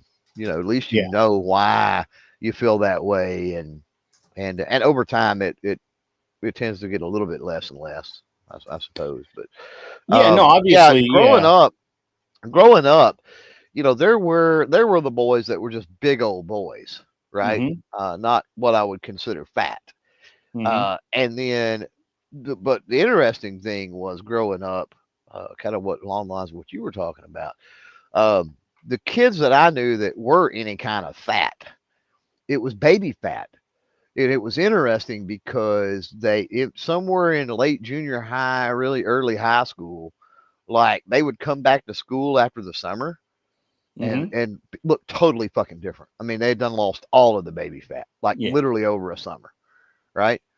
You just did not see obesity right? Just blatant Yeah. obesity with kids. It wasn't a thing. Yeah. That's true. And I remember, so I remember when I used to haul hay, because I was always a small kid, right? Oh yeah. And then when I went out and hauled hay one summer, and I was never big, but I was wiry. Like I like, Uh-huh. and I was like ridiculously strong. I remember I was taking some Wiry. training. I was taking some training for a job I had where I may have had, I potentially could, and ended up actually doing, where I would have to restrain people. And and during the training, one of the guys that was teaching is like, he's like, man, your upper body is ridiculously strong. You don't look anywhere near as strong as you are. And I'm like, I don't think I'm strong at all. Like I think any of you guys could kick my ass, you know? And he's like, yeah, we can kick your ass because we know what you're doing, what we're doing. But he's like, but you're, and, but I think just throwing those hay bales around, I threw tires around for a while. I loaded tires into trailers. It's called CrossFit nowadays, man. Yeah. A lot of what we used to do. That's what's funny. I'm not into CrossFit, but I know people that are, and they're out doing shit that it's like, that's shit that I pretty much do in regular everyday life. Like, what the fuck are you? Yeah. You're actually going to a gym to do that? Right. What the fuck? Yeah. I mean, but I think, kids used to work outside and just be outside. So like my son is going to Philmont this year, to scout, Boy Scouts. And it's a hard hike. Mm-hmm. Yeah. Now it's only like their hardest hike's only like 11 miles, which that's not really that bad, but it's like, I want to say it's like a 2,000-foot elevation change. So it's not only 11 miles, it's 11 miles up, flat, up, flat, up, flat. And it's just I'm sure it's gonna be brutal, And so, I told him, I told him, I'm like, man, you better be walking, you better be, toting that pack around. And he's got his pack down to like 30 pounds. Like I told him, like, man, whatever you can do to cut any weight out, you better do it now. So, Yep. Yeah. But I know a few guys. I got one really good buddy that is, our age that goes, and he's able to do it. So yeah. I mean, it's not undoable, but I do agree with you. And he's a really big stickler. In fact, I think he hosts a Philmont live stream like every Tuesday or something. But that talks about it all and the gear and this, that, and the other. He's really big on like a consolidated multi-use, like lightweight gear and stuff for that. But I couldn't tell you what his pack or anything weighs. I don't. Yeah, no, that's just really. But I know they talk about that all the time. It's obviously it's important. Yeah, ounces are pounds, pounds are pain. Yeah. So, but I mean, I can't help think, man. Like my youngest is in daycare, and he's never out in the cold. He's never out in the heat. He's never out. He's always in climate controlled, except for maybe an hour a day. I'm like, we got to toughen these kids up, man. Like, put them back in the desert environment. We basically kicked our kids outside. That's what we did. And I grew up. If it got to the point where they would not go outside and do stuff, it's like, you know what? You're more than welcome to sit on the steps of the porch and pout. At least you're in the sunshine. But you could go chase butterflies, you could pick berries, you could, come up with a game in the yard to play. Like, you could mow the yard if you wanted to, but you're going to be outside for a couple hours. That's just what you're going to do. Sorry. And they weren't usually happy with it when it come to the point that we had to do that, but it is what it is. But you have, it's an interesting. I never had to be forced outside. So I need to but say that. Even beyond that, like, even if you didn't, all right, let's just say you were one of those kids that, any chance you got, you sat inside playing Atari or whatever.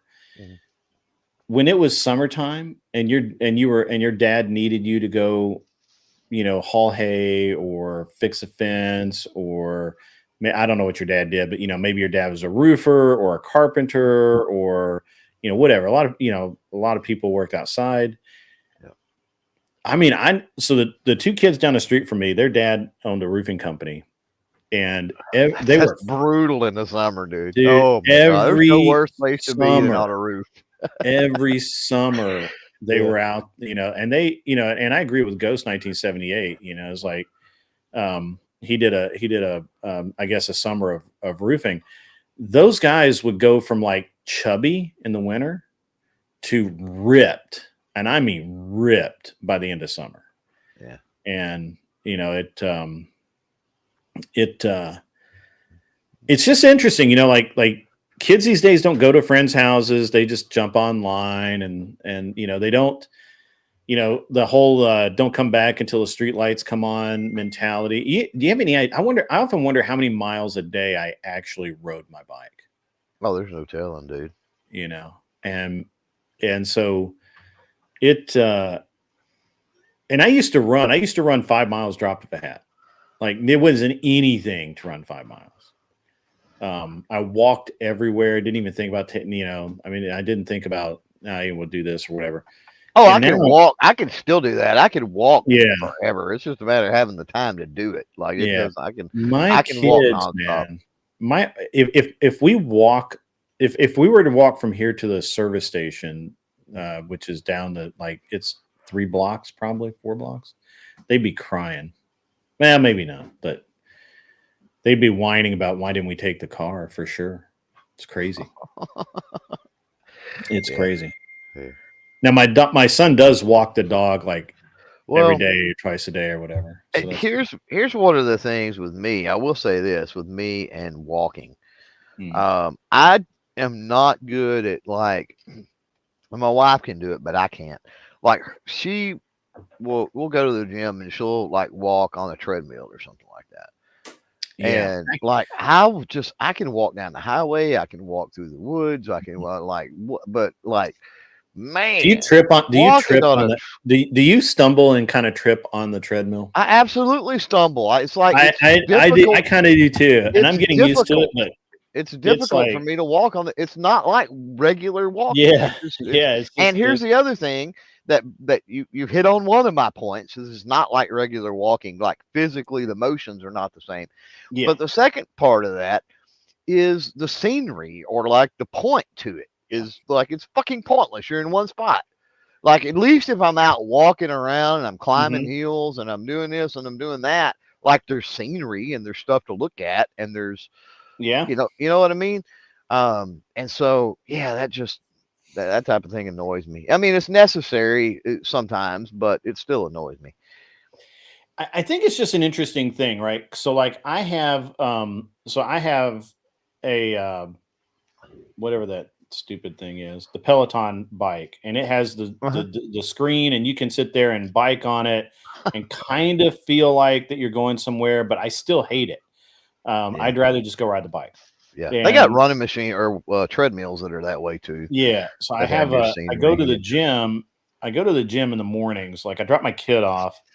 I go to the gym and I walk on the treadmill. I call it walking. It's more like a ranger shuffle or something like that. It's not like running a because brisk. running on treadmill is really bad for your knees and really bad for your ankles. I mean, it's just bad for you. I walk really fast naturally, Yeah, so on a treadmill, I typically crank it up a little bit yeah. I have to crank it uh, up.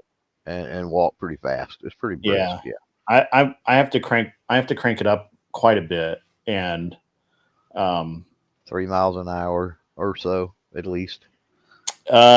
between 4 and 5. Yeah, my legs aren't that long, so that's not a. Well, I Uh, can't walk though. I have to kind of like do this weird oh run. yeah, mine is still a walk. I'm not into a jog or Yeah, anything at I that can't point. do. It's But just I can only really do fast so. walk. Um, but I do that. I'll do like I basically I set a time. I do 30 minutes on the treadmill, and I just see how much distance I carry. Right, Yeah, like so I'll ramp it up, and then if I need to yeah. take if I need to cool down a little bit, I'll ramp it Well, back. I go back and forth with it. I will. I will typically. I'm a big proponent of. I think men more than cardio and that type of stuff need weights, right? We need weights, Yeah. and weights also provide a benefit. You know, if you're damaging muscle with weights, it's a more of a prolonged. Um, you just burn more calories to rebuild, right? It's more of a prolonged effect that you're having, rather than getting that heart rate up and then like when it goes away type thing. There's no Yeah. after effects. It's so that's why I'm a proponent of doing weights. But my routine, and it switches up, but typically I'll do a mile on a bike and a Hmm. mile walk, and they Yeah. alternate whether it's at the front or the back. But that's Right. usually my warm up and cool down with weights in the middle, and that's usually my gym whatever schedule or Hmm. routine. And then the type of weights just depends on what what I feel like that day. I don't have leg days or I don't do anything like that. I'm not that serious about it. I just do it to get the um, to try to burn calories and kind of keep my muscles accustomed to doing things, I guess. Yeah. So I've gone back to weights too fast a few times, and I've hurt myself. So I tend to be very cautious with weights. Um, Well, you so don't need heavy weight, you know. yeah, right. And It that's the mental block that I have. tension. Yeah. It took me forever. So the heavy weight. Here's the thing. So back when I was having issues and the gym almost killed me. Um, that was it. Is I was going too heavy, too hard, too fast.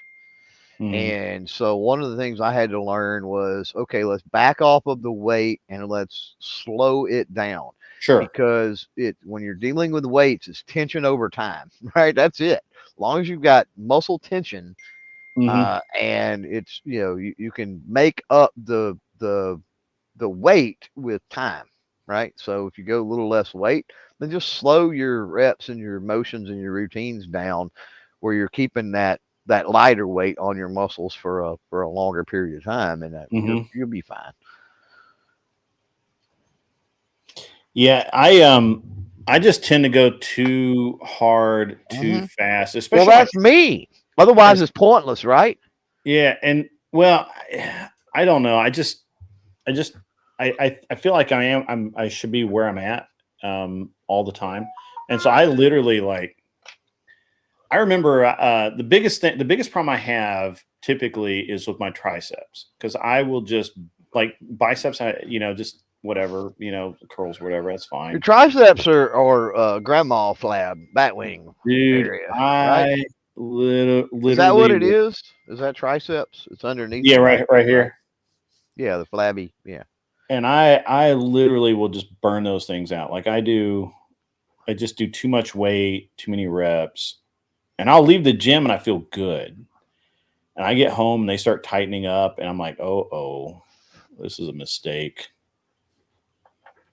So, Yep. Yep. Well, I do.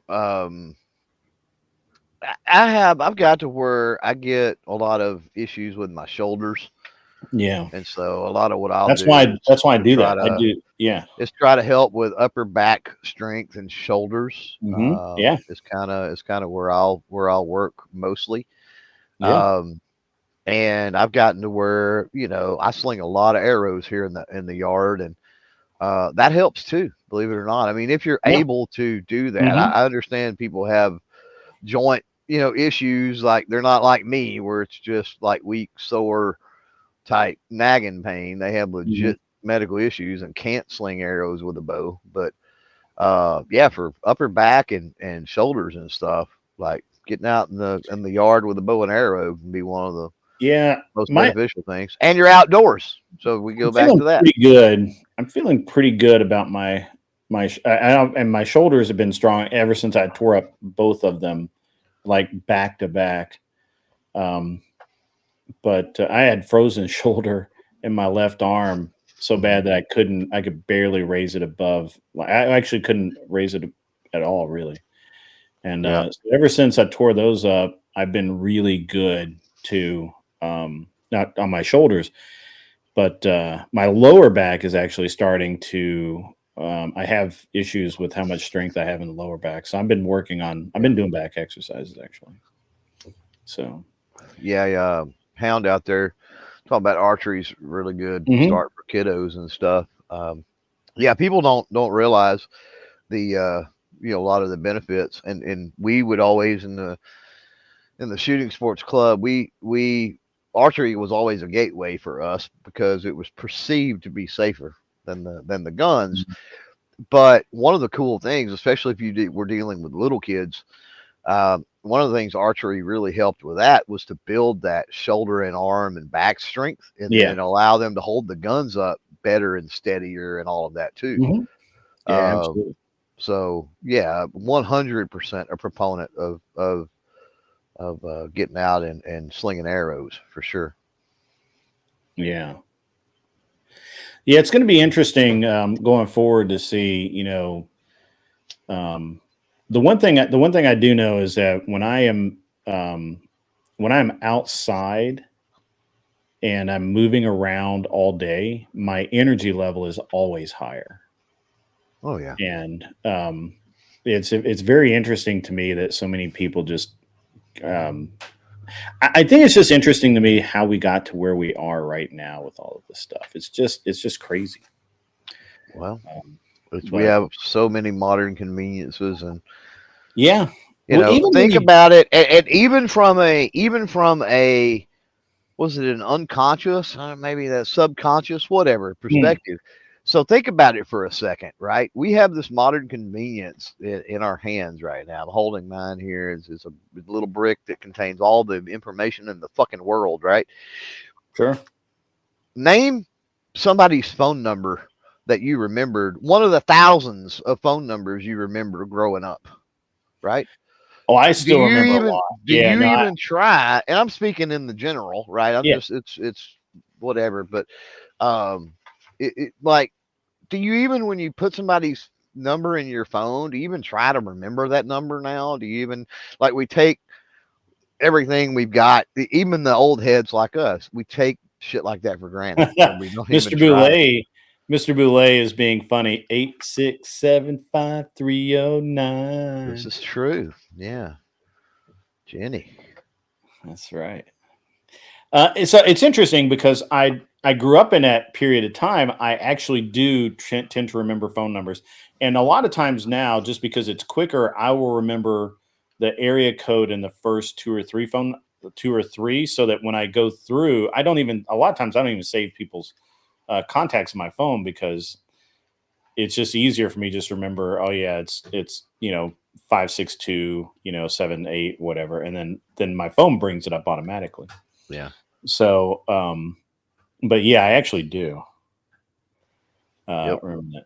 We had So, so many, right? We had calling cards like back in the mhm. day when you used a payphone and whatever, you would get a Dude, calling I card and remembered my you remember so those numbers. Like it was so many numbers to remember. And like nowadays you just there's it's not a thing.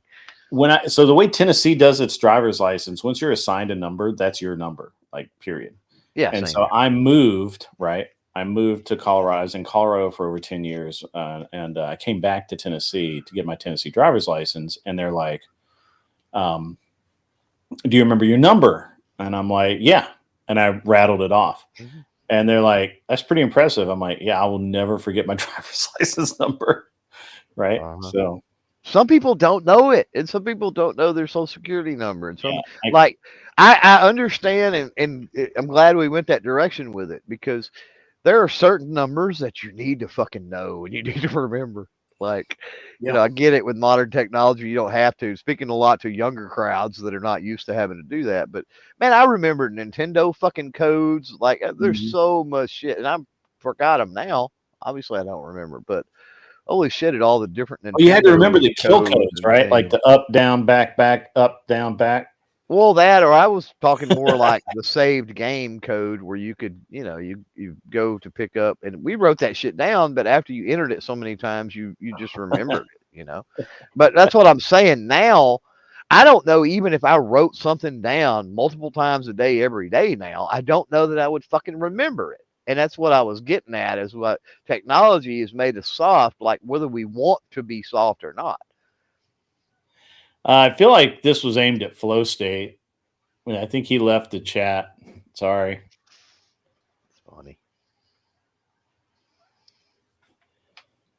Yeah. Anyway, yes, it's but I think you're right. I do think memory is much shorter, and I like my son. I literally have to, like write things down for him, because I will give him like, hey man, you do these 4 things, and he'll come back and he'll have done 2 of them. Totally forgot the rest. So Yeah, I'm that way. Honestly, I gotta write shit stuff down. People have told me more than once. Usually, if I yeah, don't write it down, I don't forget on purpose. But yeah, no, I don't think anybody forgets on purpose for sure. But I, and that's here's the thing. I've been that way. I've been that way my entire life, and you could say ADD, you could say the ADHD. That's another thing that fucking pisses me off. Grid. Everybody has a fucking health issue or a problem or of their own, dude, are their own some kind of fucking spectrum. Can dude, we the stop with this? looks, Can we stop with this, please? dude, the looks I get when I'm asked, well, what medications you're on? I'm like, none. And they're like, no. I'm like, no, I don't take any. That's crazy. All right, and then, What but spectrum? worse is when I go to the school, when I go to schools, or like when I put my son in preschool, they're like, okay, what medications does he take? I'm like, none. They're like, what? Really? I'm like, none. Well, does he need to see his doctor? And I'm like, no. Why does he need to see his doctor? Right. He's a normal kid. He doesn't need any medications. He doesn't need any pills. Yeah. Yeah. Things that are normal have become, let's medicate for that nowadays. And it's just, Yeah. or even that they have a name for it or whatever. Like boys being boys now is fucking ADD or ADHD. Oh no, it's like violence, right? Like just boys being boys is like, oh, they're so violent. Oh, what is wrong with that? Yeah. Yeah. Kevin says the headline for today's episode should have been "Old Men Yell at Clouds." Yeah. Yes, where it's old man prattle. Get used to it. Could be. Yeah. That's funny. Trying to impart wisdom for the younger generations. So that's all it is. Well, and a little dad humor in there as well early on. Yeah. Well, we did have some humorous moments. It's just so crazy to me, man, that like all the kids are on drugs. They're all like, so you know what the dichotomy is that I find it just ridiculous. They want all these kids to be in all of these activities, right? Like they all want them to be little tap dancers, or girls will be beauty pageant contestants. They want dudes to play football and basketball and baseball and all these sports and have all of this energy. They put them on fucking drugs because they won't sit still in class. What the fuck? Do you not understand the dichotomy here? On the one hand, you want to remove all aggression. On the other hand, you want them to literally have all the aggression. What is wrong with people, Clover Tech? Where did we go wrong, my man? I don't know. That's a good question. Can we somehow tie it into women voting?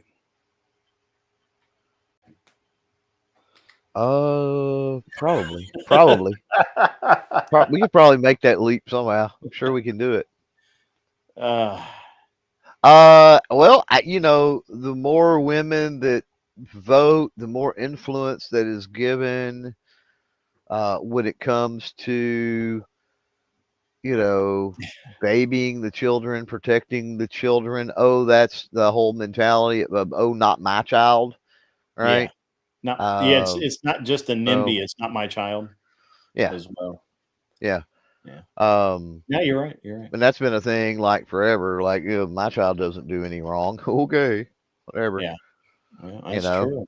Or it's easier to shove. When you've got to tie it into at least feminism, which I guess by proxy can tie into the whole women voting thing. Mm-hmm. Is going into the workforce, and you have now took the time that you have in a day with your child and cut that time significantly down to fucking nothing.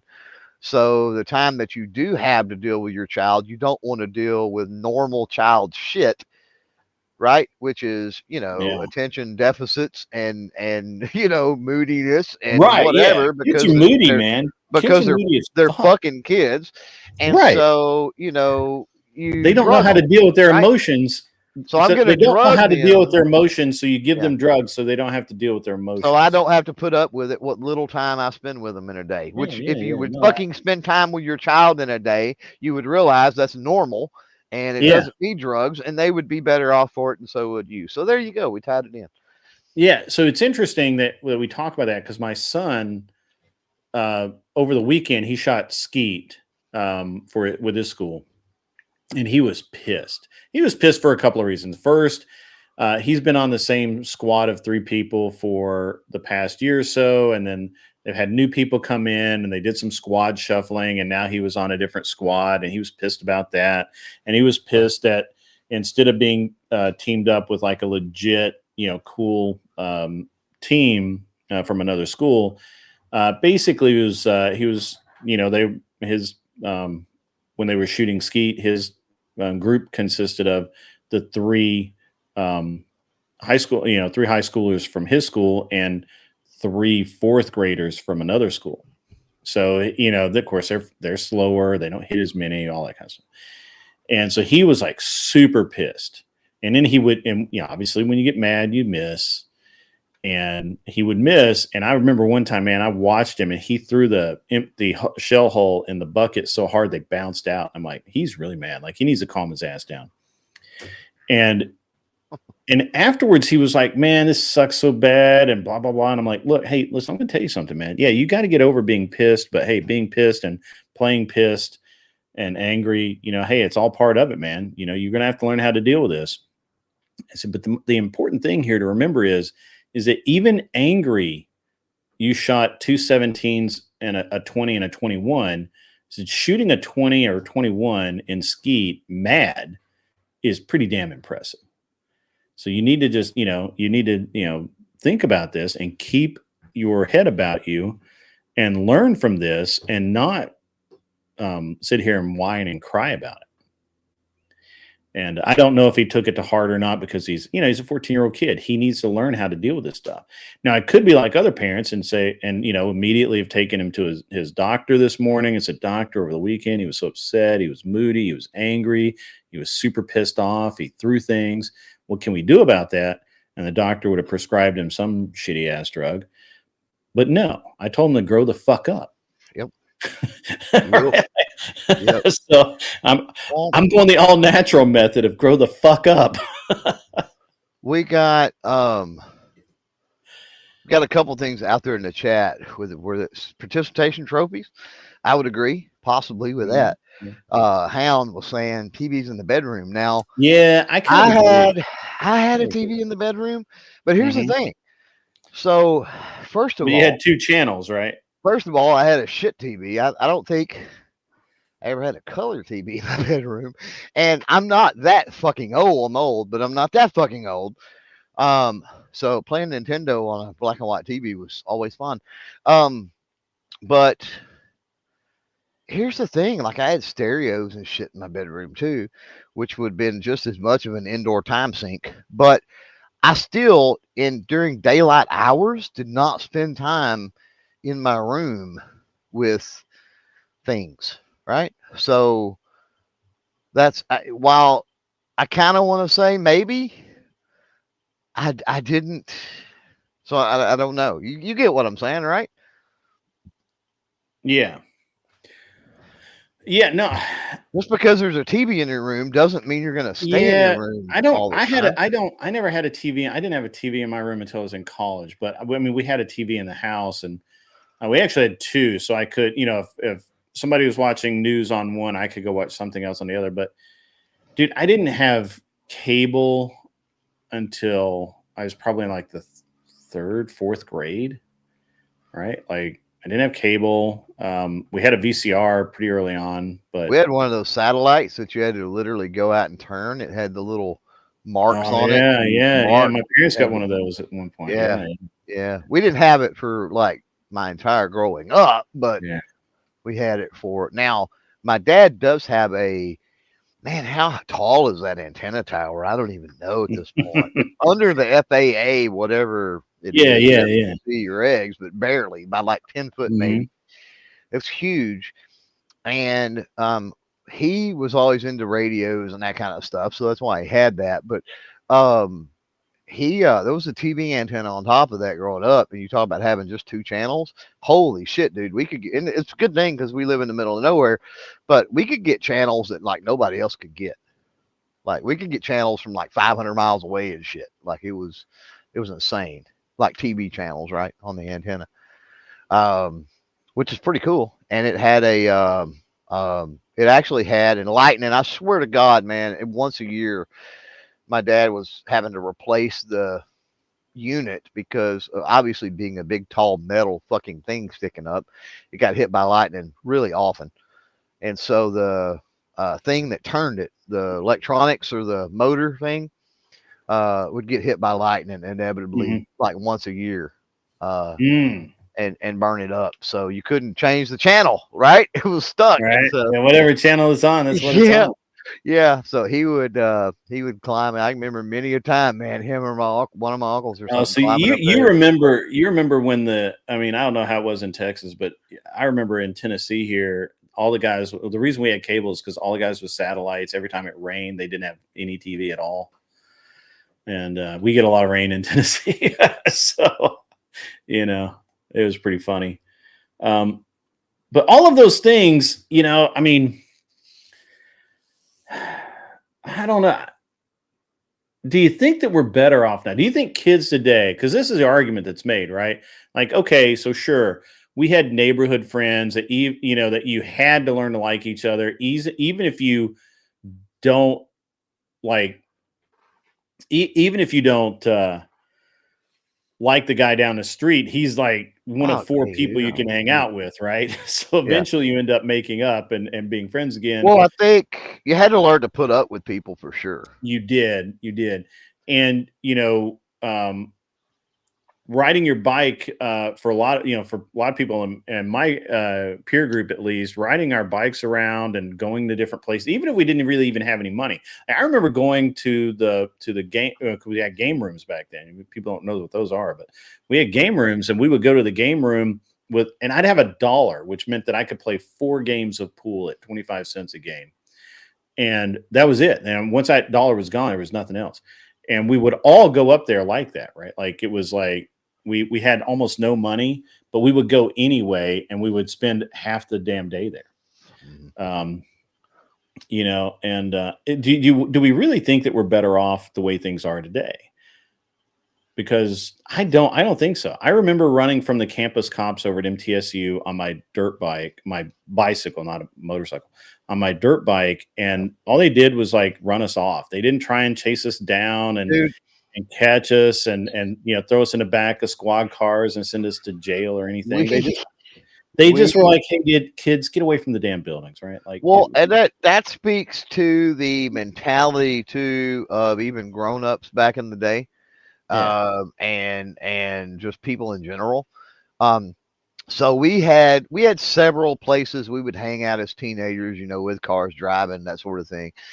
Courthouse Square Mhm. was one. We had Yeah, the run that was around the Sonic Drive-In, down through the Walmart parking lot, make the circle. It's about a mile drag. You just yeah, made that over and over and over. We had certain parking lots that we were allowed to hang out in, things like that, right? If mhm, if cops rolled up and you had beer or whatever, any type of alcohol as teenagers, they would ask one question: who's driving, right? And if you had somebody that wasn't drinking that was driving, they would tell you to get it out of town. mhm. Like, in other words, go find a pasture, build a fire, whatever the fuck, circle your cars with the headlights, whatever, and fucking, sit on the tailgates and drink. Like, get it out of fucking town. But their number one concern was, are you safe? Do you have somebody? Are you driving fucking drunk, or do you have somebody driving?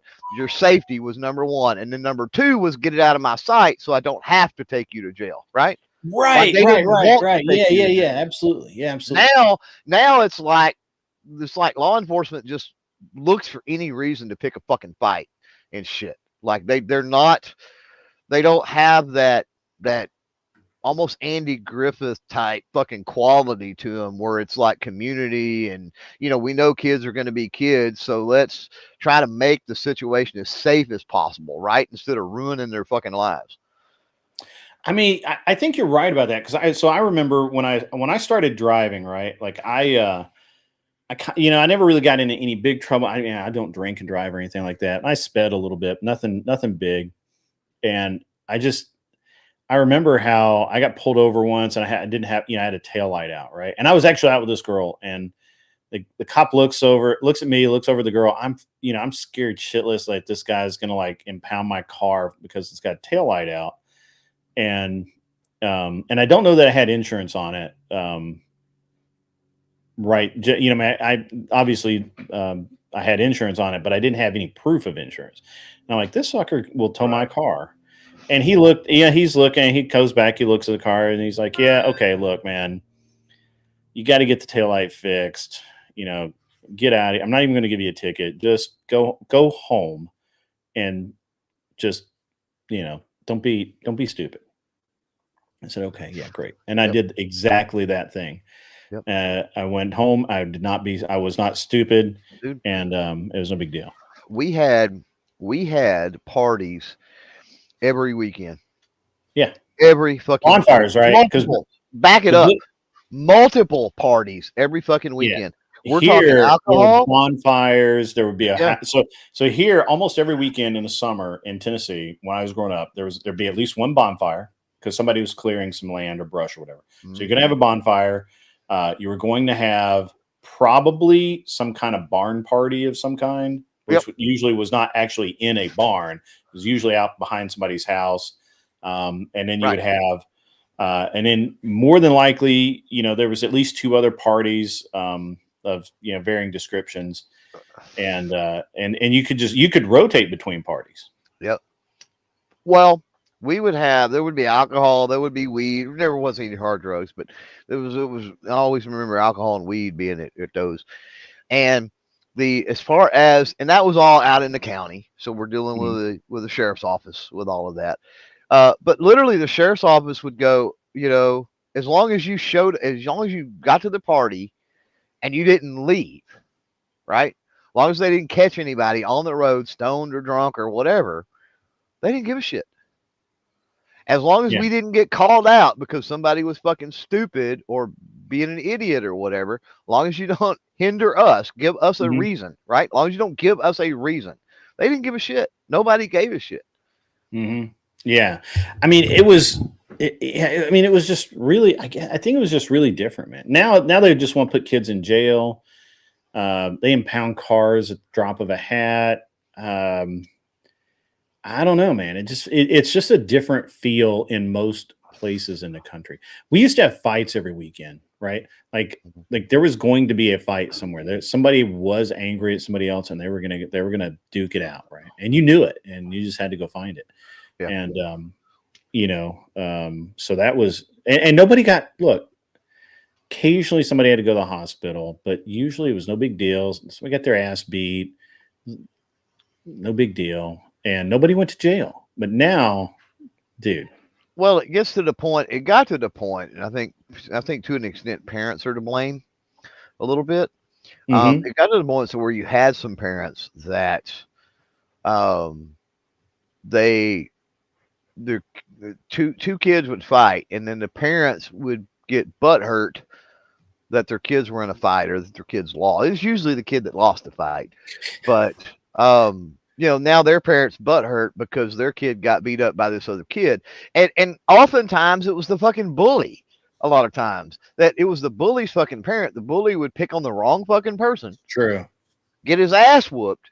And then the bully's parents would fucking start a bunch of goddamn shit that would. That happened to me actually. But fortunately, nobody gave a shit. I remember. So I had there was this guy, Stan Mefford, back in the day. And I remember he caught me. So we got in a couple of different fights. The first actual fight was he caught me outside the community center. I was in there playing basketball. I came out And this is just a gym, right? Like they say community center. It's a gym. It's got basketball court. That's where all the church league games were held, and there were some other leagues that used that same building.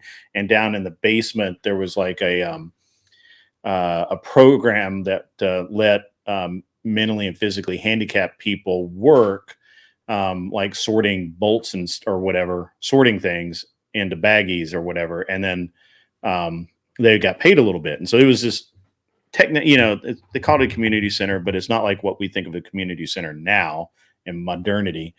But I remember he caught me. I came outside, I was playing basketball, and he'd been kind of bullying me inside. I came out, and he was standing there waiting for me. And I'm like, man, I'm really not in. I'm not going to be nice. I'm not. I'm really not in this mood right now to be messing with you, Stan. I know you want to fight me. I don't want to fight you, but whatever. Whatever I said, I was a young kid. I was also really cocky, and I gave him an amazing black eye. It's beautiful. It's great work. Some of my best, actually. And the right is, and Stan like is a full head taller than me. He, it's that rule of don't pick on the little guy because he'll kill you. And so, right as I was about to really whoop Stan's ass, the guy who ran the gym came out and he's like, "Hey, you kids got to get out of here. I got to call the cops and just get out of here." Now, modernity, he'd have already called the cops. He'd have been in there hiding under his desk, waiting for the cops to get there to arrest both of us juvenile delinquents. Mm-hmm. But back in the olden days, he came out, he manned up, he grabbed himself by the sack, and he came out and he faced 2 juvenile delinquents. I believe I was in 6th grade at the time. Maybe 7th. I might have been in junior high. Mm-hmm. And he said, "Get the fuck out of here before I have to call the cops. I don't want to call the cops. So get out of here."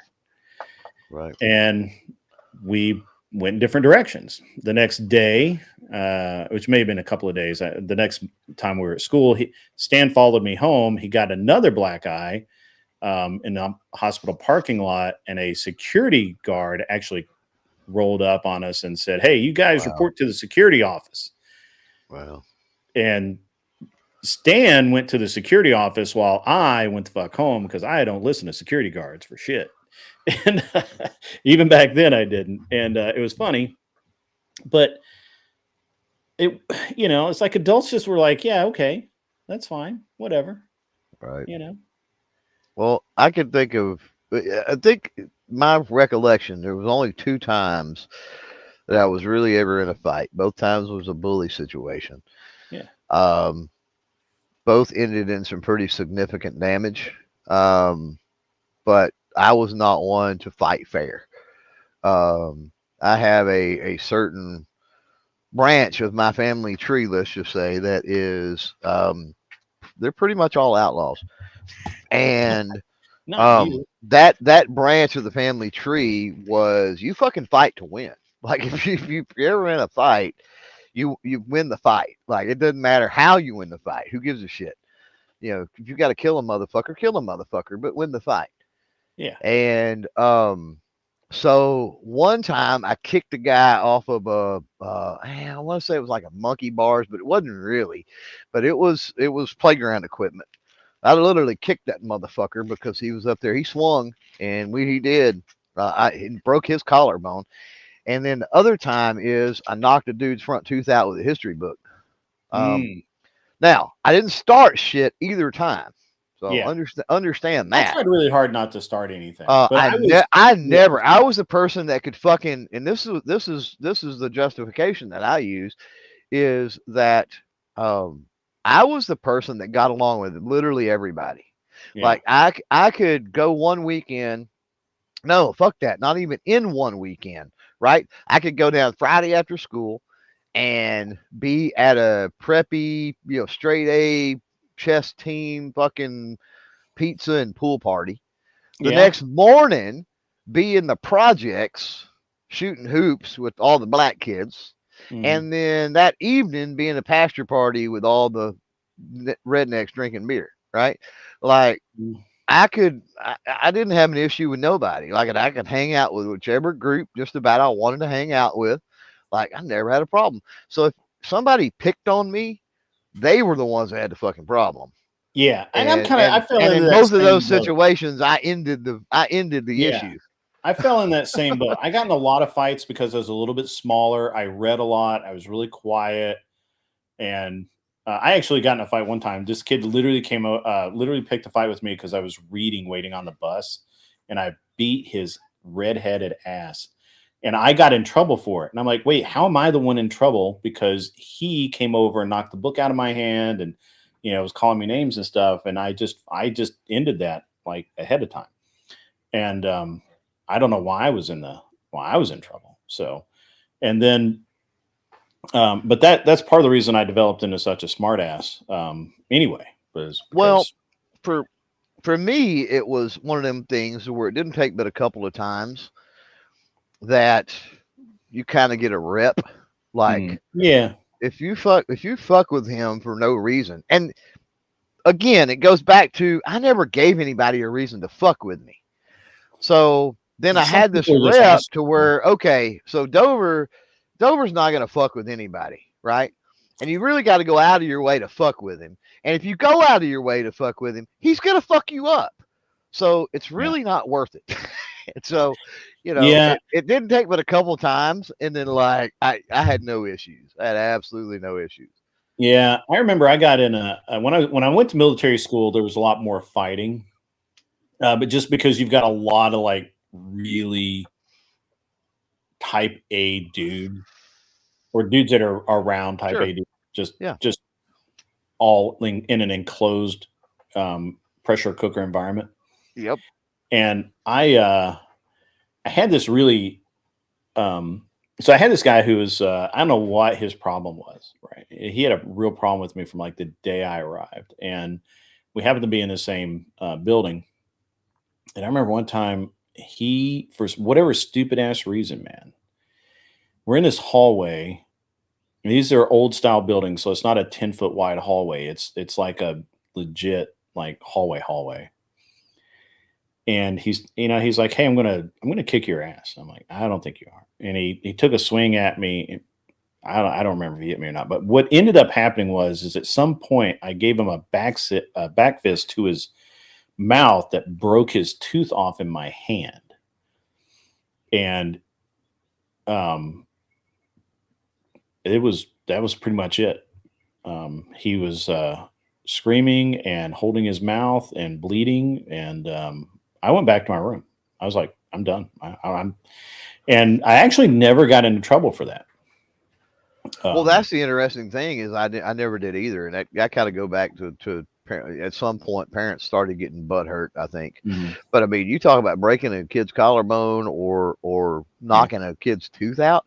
Like nowadays, you would have the cops would be in called. jail, And man. you would literally be in juvie. jail. You would go to juvie for that, even if it was self-defense, right? Even if it was provoked, you would be in fucking juvie nowadays for that. Yeah. And not only did the parents not do that back in the day, but the parents, their attitude was, "Yeah, you fucked with the wrong kid," right? And then, and then like the next weekend, we're all at parties and shit again. Like there was no malice. I don't remember ever there being any malice or retaliation or any fucking thing else from that ever. Yeah, I mean, my parents did not like the fact that I got into fights. They also didn't necessarily believe that I was the guy getting picked on, but yeah. So the tooth being broke off in my hand was like really, really bad. Like it was like sticking out. So I went back to my room and I'm sitting there and I'm, obviously I'm bleeding and I don't think anything about it. But then I go to clean it and I feel like this like sharp edge bone. And I'm like, uh-oh, I've just fucked up my hand. I was freaking the fuck out, dude. Like completely freaking out that I messed my hand up. I can up imagine. Yeah. And then it popped out on the table and like bounced across my desk, and I'm like, oh, thank God. It was like that's so much better. Yeah, bone shard would not have been fun. Yeah, I was like, man, so there's no fixing that. Yeah, it's a weird thing to be like super happy about that, but it was like what I pictured was I like shattered my knuckle and I was gonna have Yeah, be that's what like I'm saying. If it was a bone shard, like there's no fixing that. Like I was like, you're oh screwed. man, this Yeah. sucks. But yeah, so there was that. I mean, there was a lot of. I mean, there's a lot of stuff. There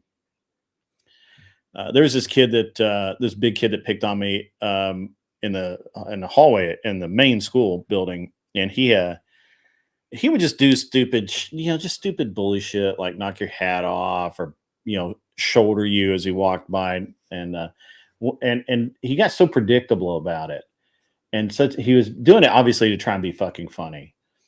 And one day I had, have you seen those cardboard tubes that you use for like blueprints and artwork and shit? They're like a quarter, 3/8 inch thick cardboard. Um, and then, they're like probably 3, 4 inches around. And so I had one under my arm, and he comes by to elbow me, and I obviously I knew what he was going to do. Right as he did that, I stepped over a little bit and shoved that tube forward right into his gut. And that probably hurt a lot. That probably really hurt. So, but he didn't do that anymore after that. He didn't. And that's a lesson for life. Don't be a dick. Children. Don't be predictable either. Yeah. That's the worst thing you can fucking do. Yeah. Do not be in life in general. Do not Yeah. be fucking predictable, people. Yeah, it's pretty fucking funny. Come honestly. These are I hadn't thought about this stuff in a while, but yeah, there was all kinds of stupid stuff like that. But yeah, it was just really, it's just really like it was a different age, right? It almost seems unreal. And That now, thing. And here's the thing, and this is what in trouble. My kid got in trouble So- for miming gun noises on the bus. Yeah. So here's what is interesting. So if you take us growing up, and you probably don't even have to go as old as us. There's probably people out there in the chat younger than us that feel the same way. I'm sure feel the same way we do. But you take us, right? If you take us and you go all the way back to the way we lived and everything, and you go all the way back to like the late 1800s, right? Go back 100 fucking years. Okay, from 1980 to 1880, let's say, right? Or 1980s to the 1880s. We could visualize and understand what we did was not that far removed from them. You feel what I'm saying? But then you take this new generation, like since the 90s or whatever, and it's like they can't even relate to what we did at all. And it's not but like 20 years removed, not 100, right? There's only 20, and there's like they cannot relate to it. That's what is interesting to me. Is like, how can you not relate to 20 fucking years ago? We've had such a leap in just technology and just other shit that it's a whole different fucking existence, Grid. It is. I mean, it's just really strange. And I don't really know, again, I'm looking at my kids now and the way that they're, I don't want to say indoctrinated, but I mean, it kind of is, but yeah, it is. Let's be honest. Yeah. But it's just so odd to me, right? Like I look back on my youth and so many times, like if I had done the things that I did back then today, I'd go to jail. Yeah. Oh yeah. Like, no doubt. Like zero doubt. Yeah. I've never been to jail. I've never been convicted of anything. Yeah. And you don't want to say I ain't never been arrested because that wouldn't be true. But I've never been convicted of anything. But yeah, I mean, if I had done any of those things nowadays, at any age, if I'd have done any of those, I'd be in juvie or fucking locked up. I mean, yeah, without a doubt. Yeah. I don't know. The prison industrial complex, maybe the privatization of like jails I and think prison, and I maybe think they it's want the people. Like I pussification don't, of I don't know. parents. I think it's the That's pussification a of lot of parents. it. That's a lot of it. Yeah, I mean, it's just yeah. it really is that simple. It's like, I think it. go Well, ahead. we all want the best for our children, right? Sure. That's there's nothing wrong with that. I think the problem is when we become selfish in that, meaning that we want the best for our children regardless of the lessons that they ultimately learn from it. Hmm. That's when it becomes a detriment. Sometimes you have to let your children go through a little pain and heartache and hardship. You have to, so that they learn the lessons that they need to navigate life later on. And I think that's what happens is parents get a little fucking overzealous or maybe even a little selfish with that. Hmm. Yeah, I mean, man, I don't know. I really don't But then know. why do they do that? That's the Yeah, question too. Why do parents do that? And I think again it goes back to parents nowadays spend a lot less time, I don't a think lot it's all less a parents. lot less quality time with their children than True. parents did back in the day cuz my dad was gone a lot. My dad worked in the oil field Mhm. and he would sometimes, I mean, there's 2 or 3 weeks he would be gone. We would not see him. Now, during the summer and breaks and things, we would travel and go stay wherever he was at, right? Because he had a pretty nice travel trailer, set up and all that kind of stuff. And so, but we had to, obviously we couldn't do that and be in school, right? Mhm. So that would mitigate some of that time sometimes. But the times he was home and was around the house, and it was not, oh, let's go on a vacation, let's go out, let's have fun, let's throw the ball in the backyard. It was, hey, let's work on this fucking water pipe. Hey, we've got to fix this part on the tractor. Hey, we've got to do, the work on the fucking, we got to change the transmission out on this truck. So it was quality time in the sense that we were helping, you were learning by helping accomplish a common goal, right? Yes. It wasn't just playtime. And I think there's a substantial difference there when you're talking about time spent with kiddos. Well, I also think that really what's happened is, um, Did they learn anything with the time they spent with you? That's the best times with my yeah, dad, with but my grandfathers, with my uncles, was the times we were doing something that I spent time with them. Those are the times I'll always cherish that I learned something in the process, right? yeah, It wasn't just, oh, we had fun. Well, fuck that. I mean, you can have fun doing anything. That doesn't yes. So it's, stay with you. but it's a little bit more. I mean, I agree a lot with what you said, but it's a little bit. I think it's a little bit more devious than that. So what it Probably. is That's probably an oversimplification. what I have observed is that it's not all the parents feel this way. As a matter of fact, a lot of parents feel like that they feel the same way I do, that our kids aren't rough and tumble enough. They're not seeing the real world. They're not really seeing how things should be, or they don't even know what it's like to take a punch, let alone punch someone. Right? A lot of kids don't. And a lot of parents feel the same way I do, that what is going on with the pussification of our youth. The problem is that you have these small numbers of people, right? Like the the 1% that give a shit about that. That just, it can't happen, right? I mean, the kids can't hit each other.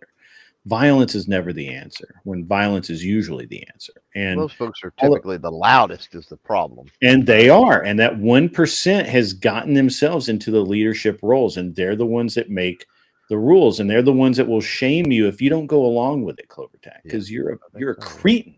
You're just absolutely Well, unreasonable not to go yeah, along with them, with their doctrine. yeah. And so, That's and what ends up happening is now the the police chief, instead of having a set of balls and saying, you know what, we're not arresting kids for doing kid shit.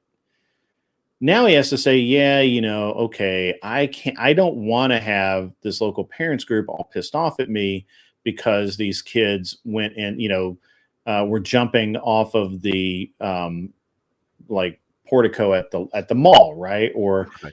this kid had a was wearing a knife into the restaurant, and he's under 18 and he can't do that, right? Because we have some ordinance from the 50s that says that kids can't do that, and so it's that small sectionality of our society that is causing 90% of the fucking problems, right? And so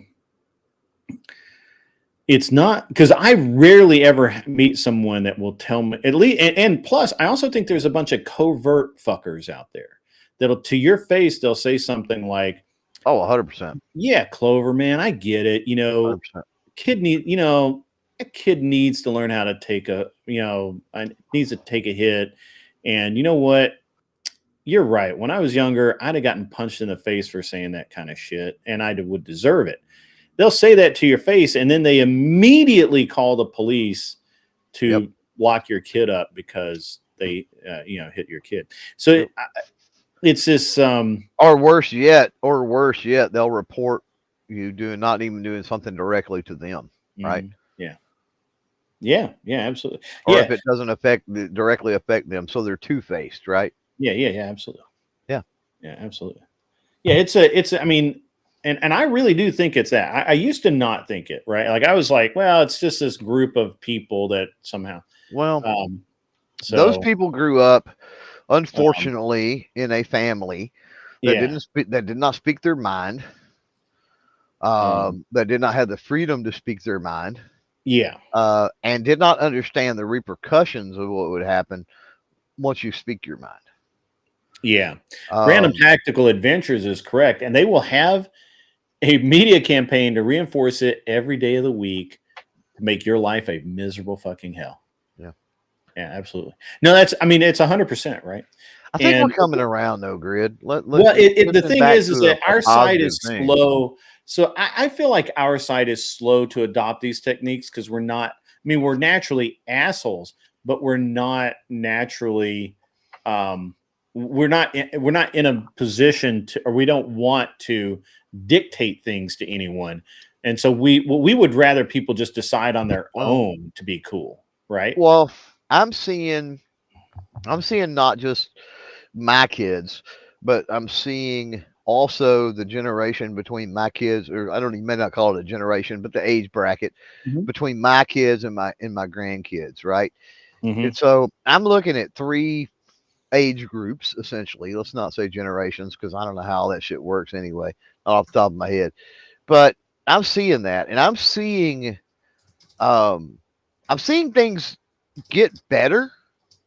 And again, small sample of just what I see with, society and day-to-day life and everything else. Not talking about online. Fuck online. If it ain't in real life, you can't trust it. But I'm seeing a shift that seemingly is going back, getting more back to what we're talking about than advancing the negatives that we're talking about, advancing those further and further. So, I think there is a stopgap coming. I do. Now, does it completely reverse? I don't know. I agree. Absolutely. Yeah, I agree. But we know generations flip flop and change. That's just typically the way it does, right? You've also got, here's the piece of advice that I always give, especially to older people that may not have kids, that sort of thing, or maybe you live in a weird area, or maybe you haven't been around younger people and younger generations much. But what you've got to realize is that just about every human goes through this rebellious phase, right? Look at the preacher's daughter is a great example, right? Like the preacher's daughter was fucking raised right. Right? But what's going to happen when that preacher's daughter leaves the house and gets into her 20s and whatever the fuck in college? And you know what? The world's going to fucking eat her alive, and she's going to have to try to deal with it. And that's going to create rebellion, right? She's going to want to rebel against the ideas, against the way that she's been brought up, right? So what happens is a lot of times people say, "Oh, the youth, it's going downhill. We're doomed. This next generation's horrible. Blah blah blah." But they're looking at the wrong age bracket to gauge that next generation, because they're gauging it not by what they were brought up on or taught, right? And not by who they've grown up and become. They're gauging it by that rebellious period. And it's like, you have to throw that out. That's a throw out. Like, that don't count. And if you throw that out, we're talking about younger generations. I think if you throw that out, we're looking at a really conservative or really grounded, some of these younger generations are fucking solid. True. All of that is true. And they're solid because of us. Let's take credit. Because we raised them, right? Yeah, absolutely. And to be honest with you, preachers' daughters, they go hard. Yeah. Well, that's the easiest example because everybody understands that. No, dude, I have my share. I'm not gonna lie. I'm not gonna lie. Yeah. It seems like I missed some drama in the chat. What's his name? Cursed Zero. Drama. If you're, look, the mods do what mods do. They're here to maintain and keep order. If you go against that, you get timed out. I'm sorry. And I trust the mods. They do a great job. So yep. Yeah, you got good mods. Shout out to the mods. Yeah, the mods are awesome. And I don't even pay attention to the chat half the time. Like I have to kind of like, that's how you got good mods. But, I have to look over and see what's going on a lot. And I go back and forth. That's why you'll see me pull up a post from like 10 minutes ago, because I didn't see it when it came through. And but I mean, I think I do think that what Ghost 1978 says has some merit. The increased military or a number of people in the military has really changed things, right? So yeah, I didn't read that. I seen that somewhere pop up, but I didn't get a chance to read it before it went away. Yeah. Where was it at? Oh, here we go. Increased number in military recruitment, increase in young men getting to church. Yeah, it's showing us that they're starting to go. Yeah, exactly. Yeah, I think they're coming out of that rebellion. Yeah, for sure. Yeah. But we got to be careful because the rebellion works both ways. That's the other thing I need to bring up. So you've got the example of the preacher's daughter who was, seemingly raised right with all the proper values and like everything else, rebels, becomes a hoe, whatever. The same thing can happen in reverse. You can get somebody that is raised up very liberal, touchy-feely, alphabet group, whatever, rebels in a way that they join the military, walk the straight and narrow, blah, blah, blah. Now, odds are, unlike the previous thing, they're going to come back around to the more grounded way of doing things when they do that. That's the beauty.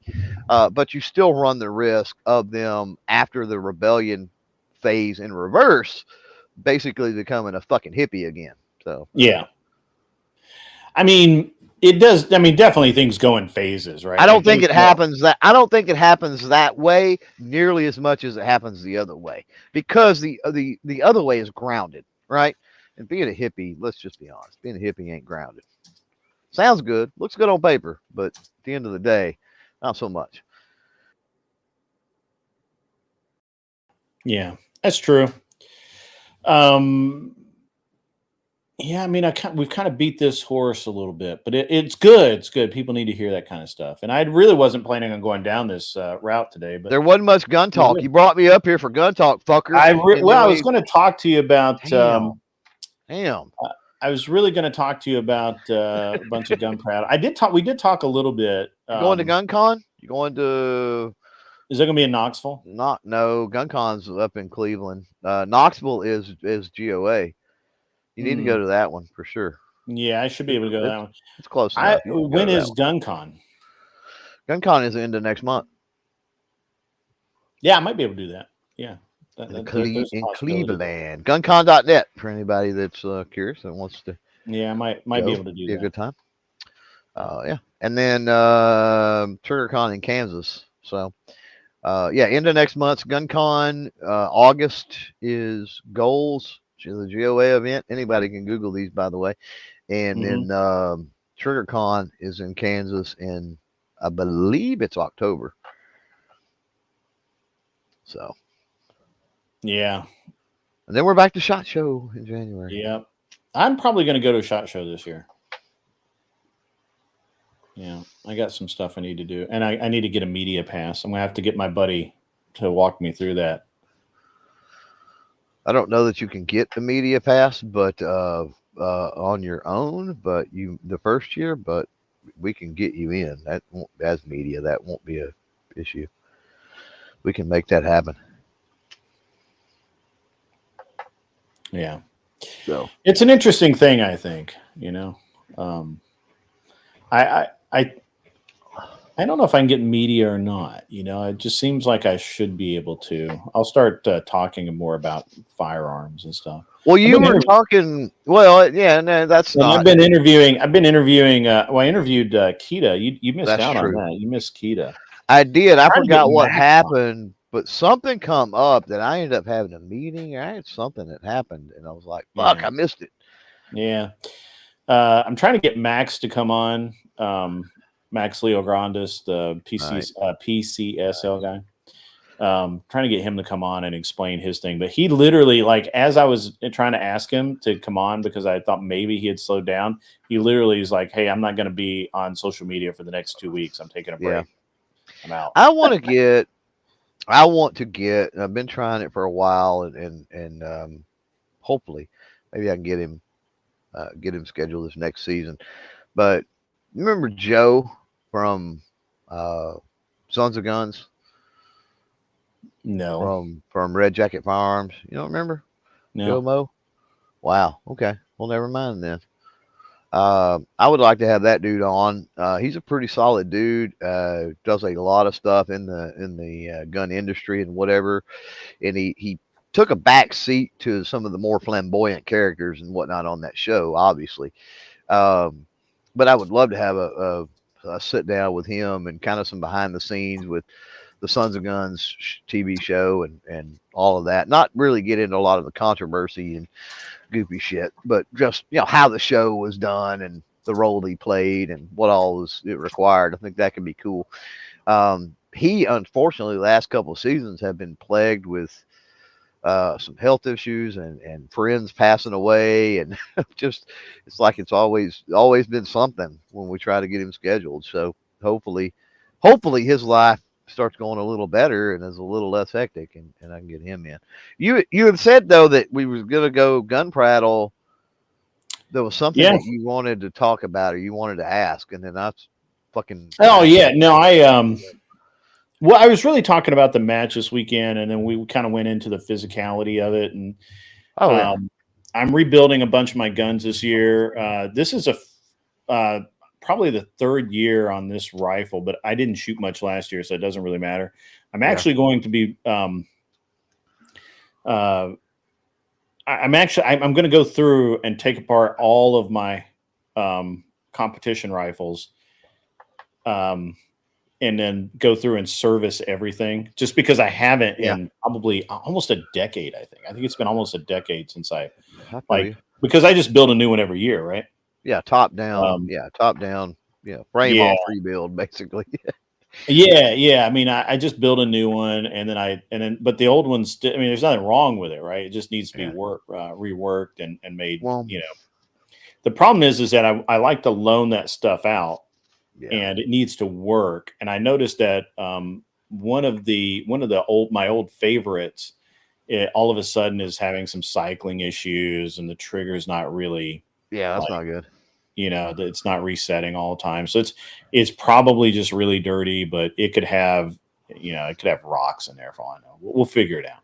Yeah. And so the buffers need to be tuned. And I was, and what kind of prompted all that is I was talking to this kid, the kid I loaned gear to, and he's talking about, he was talking about just buying all of these parts. I'm like, yeah, you can buy all the parts and the parts aren't necessarily that expensive, but if you can't tune the gun, the tuning of the gun is like really, really important. Right. And that came back around yesterday when I was shooting the shooting so fast, everybody thought, and everyone was thinking that I had a full auto, right? And they're like, well, how many of them actually hit? And I'm like, well, most of them. And I explained to them that because the way the gun works, the way the gun's tuned, the faster it goes, the flatter it shoots, and the tighter the cone of accuracy tightens up. And I've proved that before by put like an 8 or 10 inch plate out at like 25 or 30 yards, and just say, okay, shoot it now, and just shoot it normally, and they'll get 1 or 2, and then they'll miss, and they'll get 1 or 2, and they'll miss. I'm like, okay, now just double tap it, and it's like tap tap tap tap, and they're really generically people are blown away by the way the gun works when they're properly tuned. And then I'll give them their gun back, which is usually a stock, just a stock, like, I don't know, like a Springfield Saint or something like that. And it'll be like, and it doesn't work the same. And then I'm like, you have to understand that there's nothing wrong with just a basic standard AR. They work. They're just going to work. Yeah. But if you want to do what I'm doing, you have to tune it. It has to be set up to do it. Yeah, and you have to have enough experience and everything with it as well to be able to trust it. You have to trust your equipment, and it's the same as with race cars, right? Yeah. So you set a car up, your body, when you're going into a fucking badass curb at high speed, right? Yeah. Your body and all your in the tuning, mind, your body and your mind wants to freak the fuck out, right? Yeah. And so the way you overcome that is by your car is set up, and your car is going to be able to handle that curve at high speed, and as long as you're calm and do what you need to do. And so it works the same way with having a high performance gun like you're talking about, and being able to shoot really fast and all that. If you know that it's set up to do that, your mind is not thinking about what's going to go wrong, right? Your mind is thinking about what it needs to do to make things go right. Yeah. And so it definitely is a mind over matter thing. I've been along the same lines, but in a different vein that you're talking about. I've been lately getting some of the milsurp rifles I've got, and kind of fixing little things that needed to be fixed on them, right? Like I restocked my shooter Garand, my M1 Garand. That's my shooter. Like I restocked it because the stock was totally bubbled up. It's been that way for 20 years.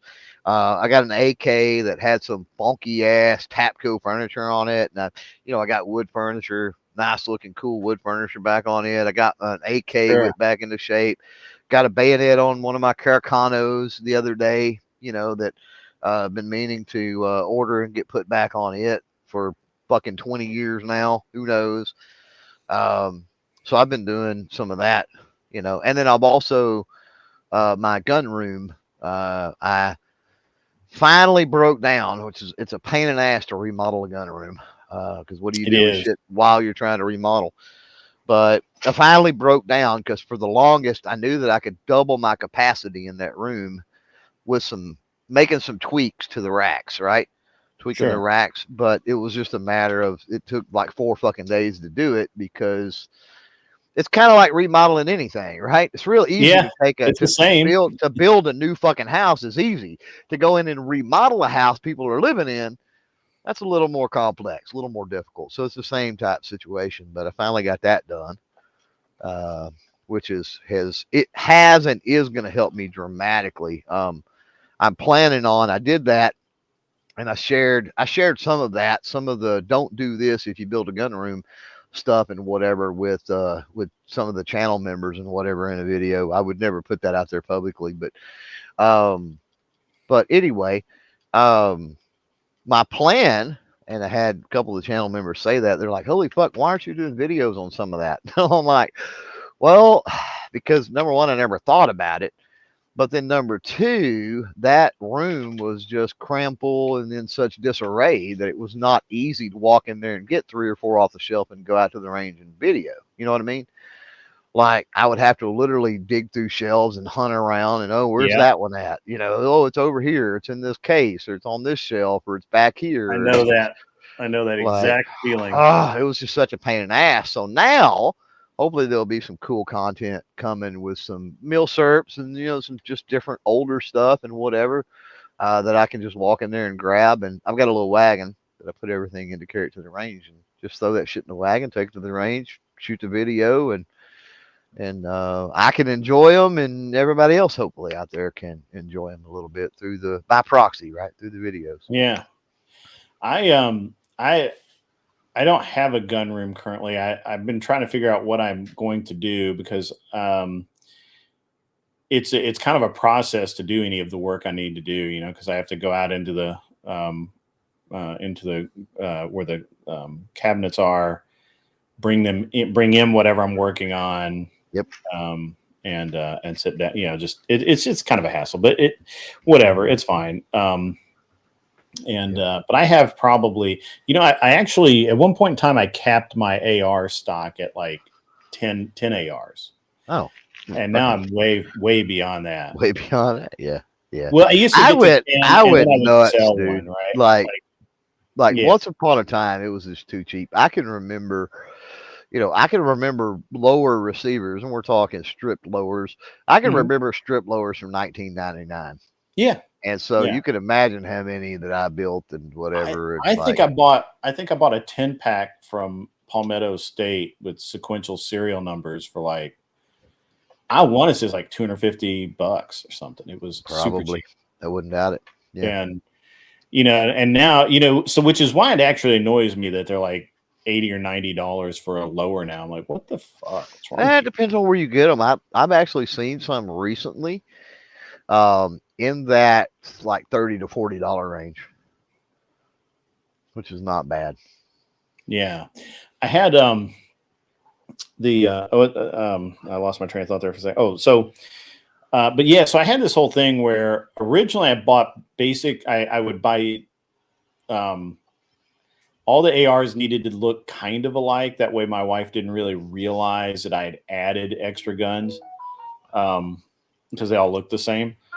And then I got to where I didn't care, and then I kind of capped it at 10 because I was like, I would build these guns up, and then I'd have like 14 or 15 guns laying around. I'd sell off a few, then I'd, trade a few, whatever. And now I just don't care. Like I have a big cabinet full. I have literally have the AR cabinet. Like that's all that's in it. Yeah. It's all that's in it. And I'm building more. I think I have 7 or 8 uppers that I need to assemble lowers for and put on lowers. I want my next build. I want an A1, A2 style pistol. But if you look, most of the A1 and A2 styled pistols are, like XM177 style copies, or they're 10.5 inch, 11-inch barrels. No.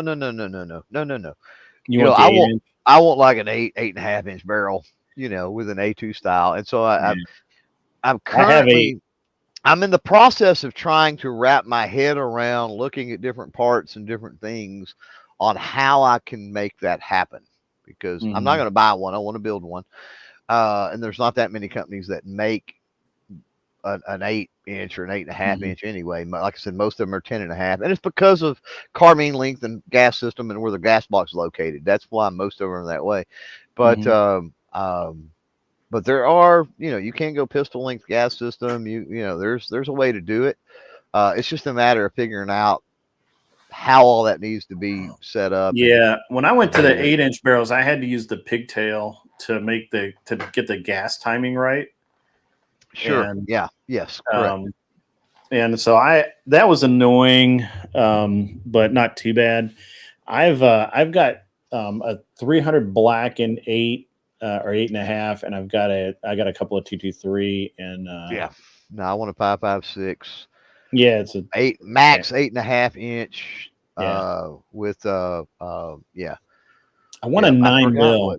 That's my next one. I want a 9 mil with a 10-inch barrel. That's my next.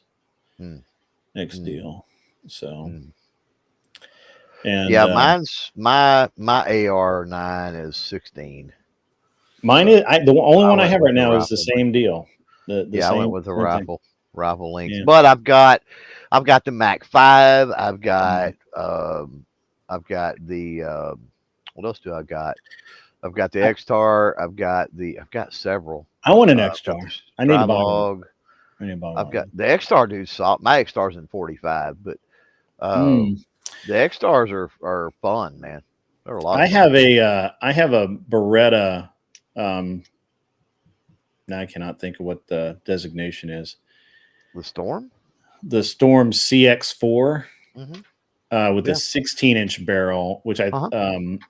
which I think was odd for those because it was like a police version Mm-hmm. that they had, and it's actually really cool. It's a little weird looking, but it's cool.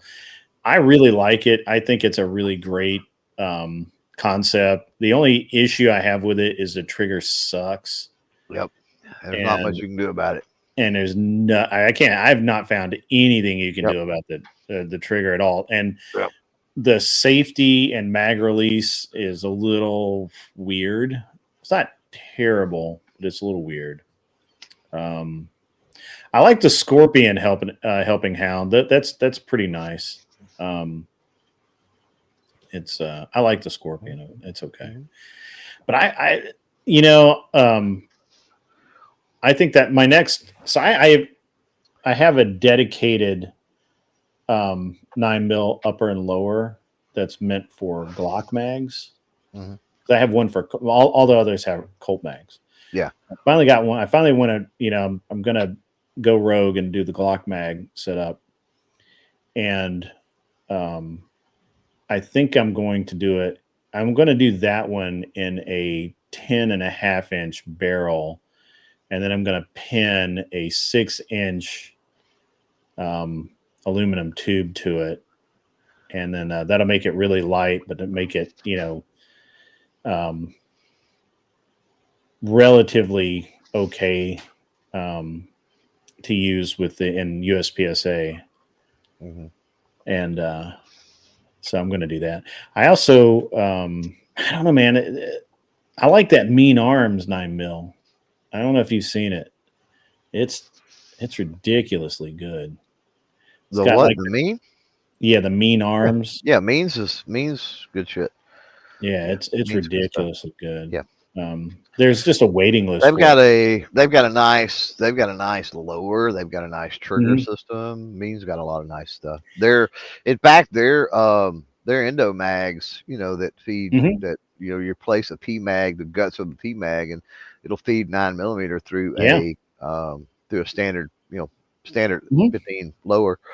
Now, provided you've got the right barrel, that's the biggest hiccup. And I forgot you need to use their upper, really. Well, as long as you've got, and they've got a list, I believe they have it on their website, a list of the barrels that you need to be careful about getting. But it has to do with the feed ramp. It has to do with the way the feed ramps are on the barrel.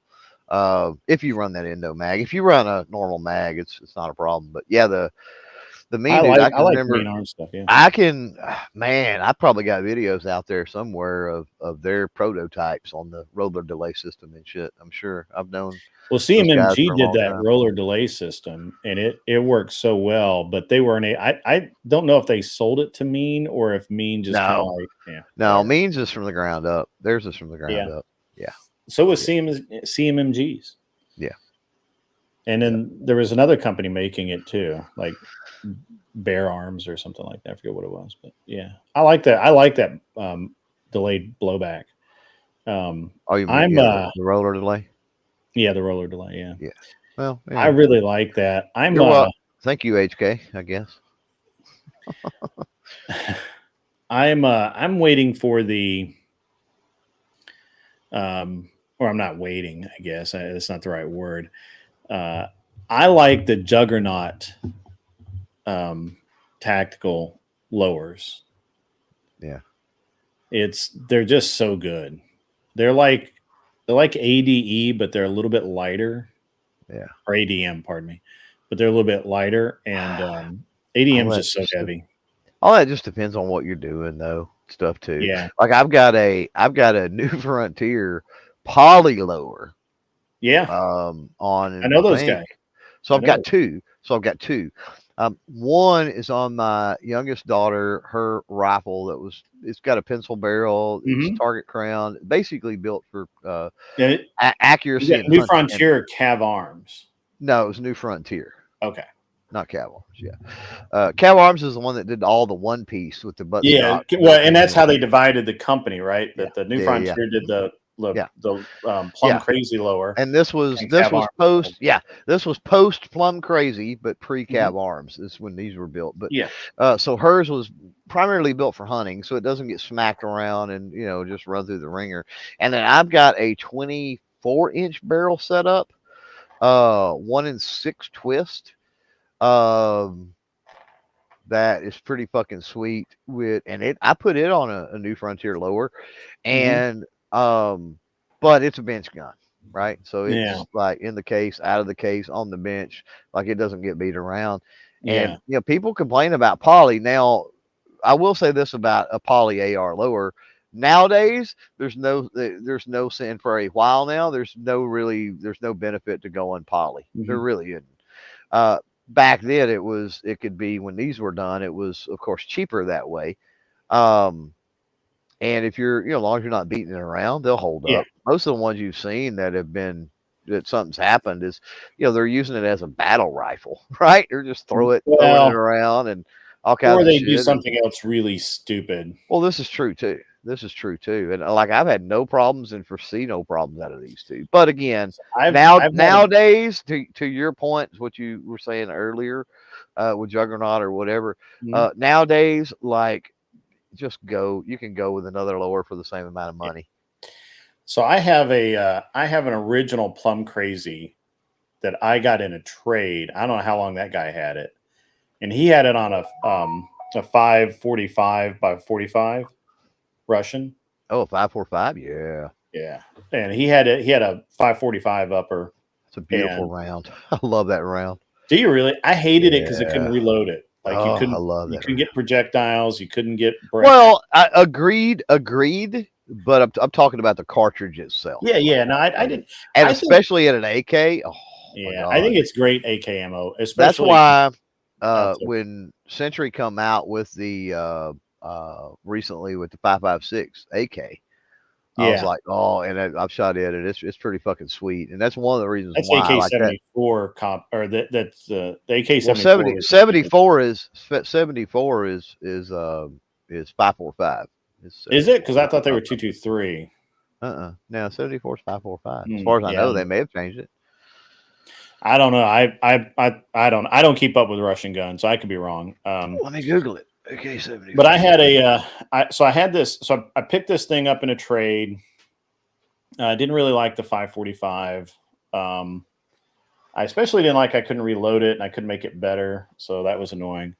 And so I got rid of the upper, kept the lower, and I right now that lower is on my son's dedicated 22 upper. And it's legit dedicated, doesn't do anything else but 22. Yeah. And but I had it for a long time. I had it on my 6mm AR hunting gun. And it is a complete original Plum Crazy lower that's got that plastic hammer. It's actually purple. No, it's not purple. Really? I got a buddy that's got one of the OGs and it's got a purple tint. Yeah, I missed a chance to get one of the actual purple ones, but no, mine's black, but it's got the plastic trigger, the plastic hammer. Yep. It's all plastic, dude. And it's held up. I mean, it's still going. Like, it'll shoot right now. Yep. Hundreds of rounds through it, maybe thousands. That's what I'm telling you with these New Frontiers, man. And Plum Crazy became New Frontier, and New Frontier was going to be Cav Arms, I guess they did actually make some of the Cav Arms all one piece lowers. Yeah. And then New Frontier and Cav Arms split. I'm not really sure how Russell Russell was there for all of that. And he made a big long post about it, trying to explain it, and I just didn't care. And I haven't Yeah. talked to him in a year, so I didn't Yeah. ask. The only things I've changed is some springs with the new Frontier lowers. Yeah. I did change some springs like right out of the gate, but other than that, they're all OG and they're all original. I'm shocked that the plastic hammer works so well. To be Yeah, right. like, that's wild to me. That's pretty Yeah. crazy. Well, it's not, people say plastic and people cringe and get a bad taste in their mouth, but like there's different types of polymers. So it kind of Yeah. depends on I mean, what you're talking about. Like, have you ever used a set of Derlin punches? They're pretty salty. Mhm. Like Yeah. you can beat the hell out of those, and they hold up. So Yeah. I like my, but I like the plum, and I have an Omni lower, which is supposedly yeah, the same, the ATI Omni lower, which is supposedly, yeah, not my favorite. But they also, one of the reasons when you get into ATI, and Smith and Wesson did this too, is they would do poly uppers. And it's like, oh, the poly uppers are a fucking nightmare. Like, run if you well, if you don't want to replace the poly upper with an aluminum upper, run. Don't ever get one or pick one up. yeah. And you got to realize that's where all the violence in the firearm takes place, is the upper. Mhm. So for Yeah. that to be poly is not a good idea. I did have one of those, and it And worked great then on the 22. one of the worst 22 is probably going to be okay because it's not the same as far as the gas system. The problem that you run into with those poly uppers is there's a bushing, because the gas tube and shit will get so hot, right? That Yeah. there's a bushing that the gas tube goes through. But the problem is that just increases the surface area to get hot. So it Yeah, so that's like it's horrible. what was And the pick rail on top is you're talking about like the riveted Bushmaster. on. Yeah, you're talking kind of along lines of the Bushmaster XM15. Yes, Bushmaster did one too. Yeah, Bushmaster did one. Smith and Wesson did one. Carbon ATI 15. ATI did one. The Carbon 15, correct? Yeah. Yeah, the Bushnell Carbon There were 15. There were several companies. I forgot about Bushmaster, but you're right. There's several The companies. annoying that did thing those about back in the day. the annoying thing about the Bushmaster, and the reason why you will never see them, and you very rarely see them for sale. The annoying thing is that because it is all plastic, the barrel nut is a completely different size. Yep, that's true too. Yep, than anything else. So, you can't really like upgrade it. Yes. So, yeah, I don't know that you'd want to, but yeah, that's true. Yeah. Now that I'm thinking about it, because there's in a drawer right over there where I'm looking, there's about 6 poly uppers, and every one of them, now that you mentioned that, have the barrel nut screwed to them. So why? Because they can't be used on anything else. And every one of them's got a problem. Like I said, one of the other big issues is fuck, man, I can't dial this in. Fuck, I can't zero it. What's going on? And the pick rails are aluminum, but they're riveted onto the plastic. It's like, so I think the Plum Crazy pick rail was molded in. The Plum Crazy, and it had a metal insert so that it took a standard barrel nut. And I had one of those. I wasn't aware Plum Crazy made it upper. Yeah, I have one. I broke it. I broke the barrel lug off of it because I put a barrel on it and I tightened it like I would a standard barrel nut. And then when I tried to take it apart, I didn't have, apparently you needed like a special like clamshell tool instead of the standard vise tool like I use. And when I tried to remove the barrel nut, it broke the lug out of the bottom, which I could probably repair it, but it's just not worth it. No, definitely not. So that's crazy. But it's a cool piece to have around, right? So is that Anson talking about the Sten out there? The Sten's a cool gun, bro. I had a Sten. Stens are cool. Yep. I had the I forget, it was a Mark II or Mark III. I had the one with the metal handle, but there's like some differentiations. I had a metal handle. Yeah, don't get me to lying about, I'm not versed enough with But a wooden stock. I think I had the metal. I forget what it was, but yeah. But it really I actually really enjoyed my Sten gun. The only problem is that there was some confusion about whether it had been amnestied back in the 80s. Oh wow, really?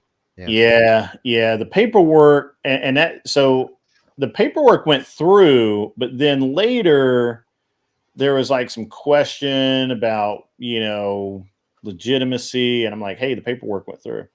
I ended up selling it back to, I forget the name of that shop, but it doesn't matter. I sold it to a class 3, and I think they're the ones that discovered that the problem with the that there may have been a problem with the amnesty back in 86 or 88 or whatever it was. Wow. If they gave you a stamp on it, yeah, they gave me a stamp on it. The ATF didn't have any real problem with me having. I think it was when the gun shop tried to own it.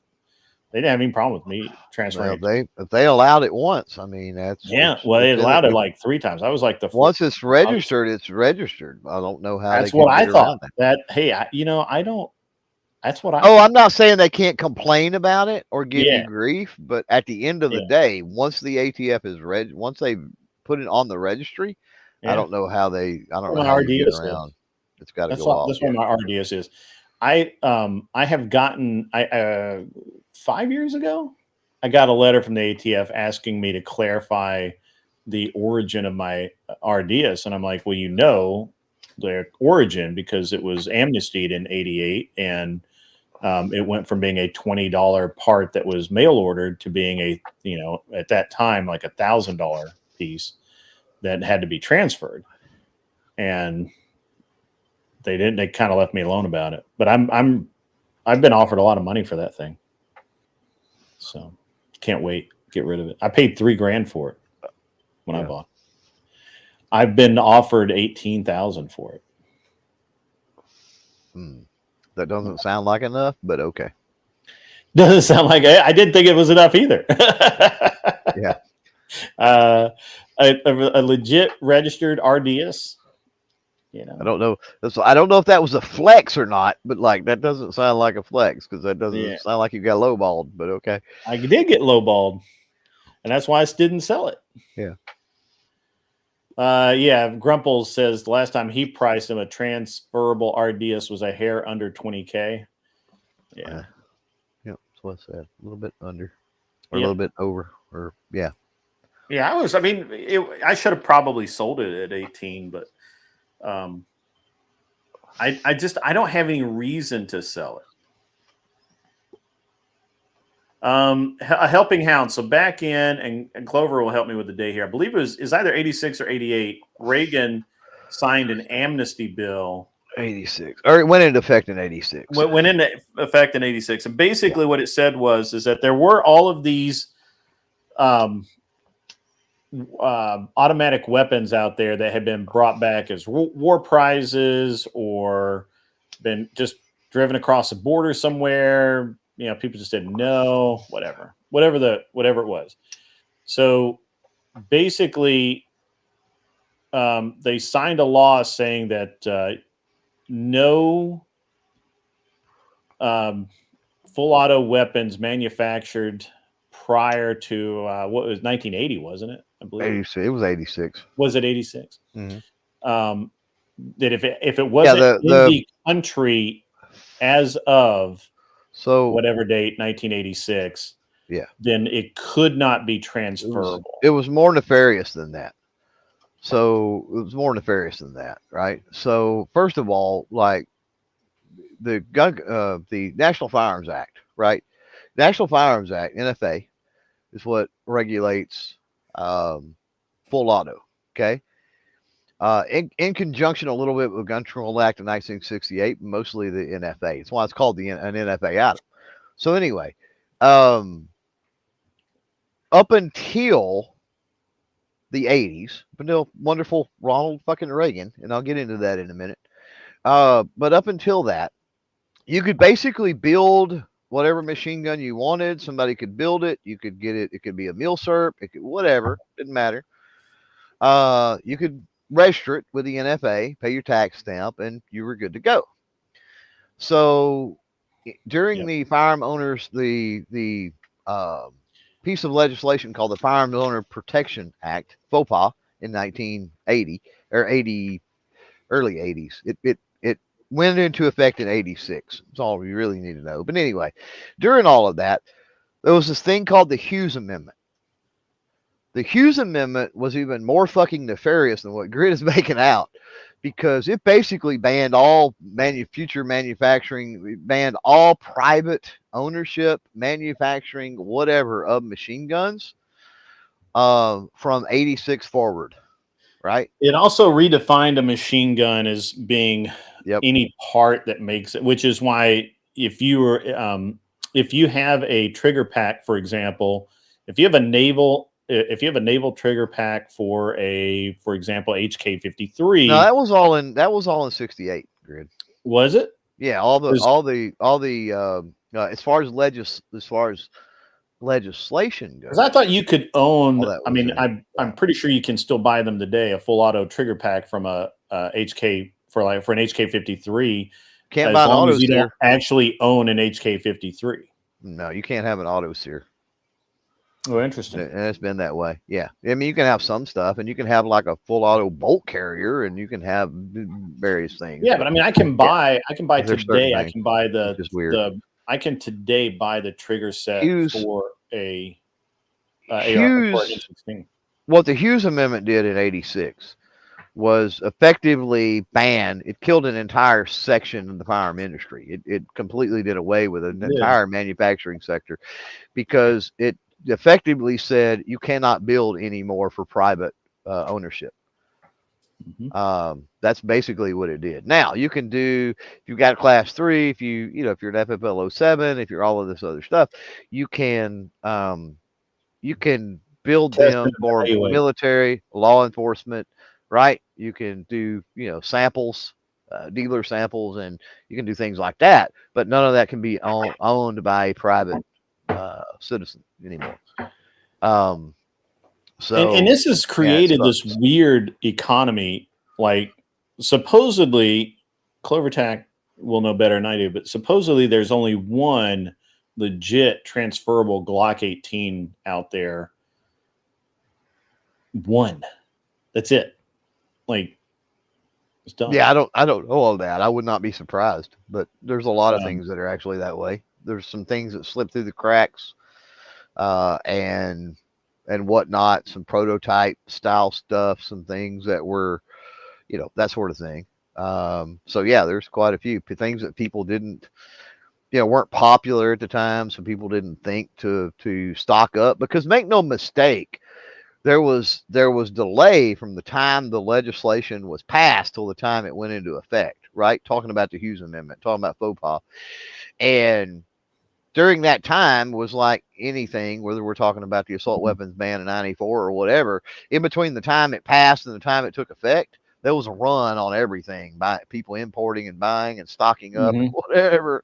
So, and you had a lot of weird shit that was done, but it was mostly the popular stuff. You know what I mean? Yeah. Well, there was a lot of apathy. So I remember I was in college and I was paying my way through school by building rifles and some pistols, but mostly rifles. And I could buy, without a background check, by the way, could go down and I could purchase Mauser 98s, 96s, bring them back, put a sporter stock on them, rebarrel them, clean them up, all of that, and then sell them. And I could make money doing that. That's how I paid my way through school.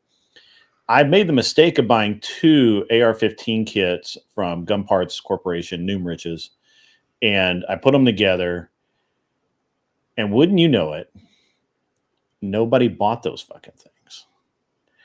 And I think I sat on them about a year before I just finally more or less gave them away. And I remember the gun shop near me had a G93 HK on the shelf for at least a year before anybody walked in and bought. Now, of course, that was a very expensive gun back then, but nobody really cared about AR-15s back then. But once '94 hit, and all of a sudden, it's like all these things that you could go to the gun show and buy, and we had real gun shows back then. Well, all those things that you could go buy. I mean, I bought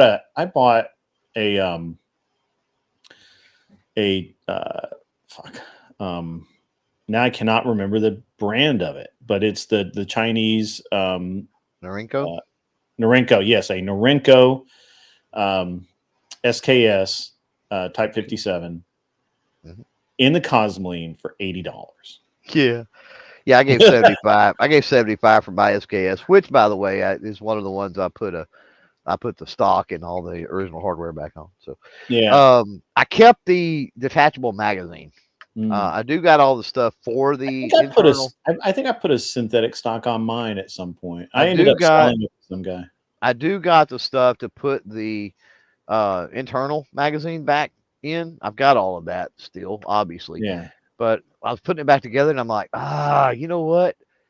AK mags, man, I really want to keep the detachable magazine portion of it. I think I'm gonna do that for convenience for right now. But anyway, yeah, I would disagree because I've very well remember when the AWB went into effect. I very well remember when it expired. Oh, it definitely called attention. And I did, and I was doing a lot of stuff when it expired for the next 10 years or whatever, close to it. 6, 8 anyway, heavily. So that was also about the time 300 Blackout and an AR started coming around. It wasn't I had one of those anymore. Olympic and arms, I was one of the very first ones to play around with that. Got calls from all across the country to help out with figuring out what was going on with people trying to put those together for commercial availability and whatever. But anyhow, so what I would say is, while it did open things back up when everything expired in 04, I think what really set it off was the with Sandy Hook and the subsequent scare and panic buying and drought post Sandy Hook, that then which was 2013, which then created every Tom, Dick, and Harry that could machine parts and do anything, starting in a company that did AR stuff. Yeah. And it just completely flooded the market.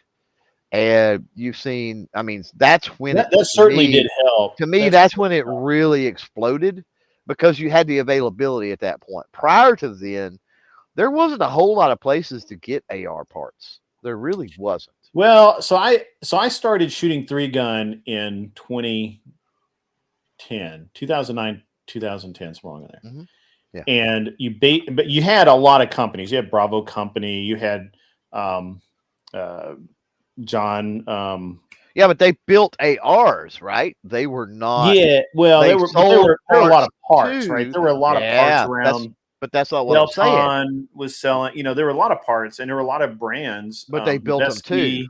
What I'm talking about is you've got an explosion of companies that all they did was build the parts, and then you buy all this crap and put it together. Palmetto State was big before. So Sandy Hook, I think, called attention to it, and that was the first massive where you couldn't find it. Palmetto blew up more so after Sandy Hook.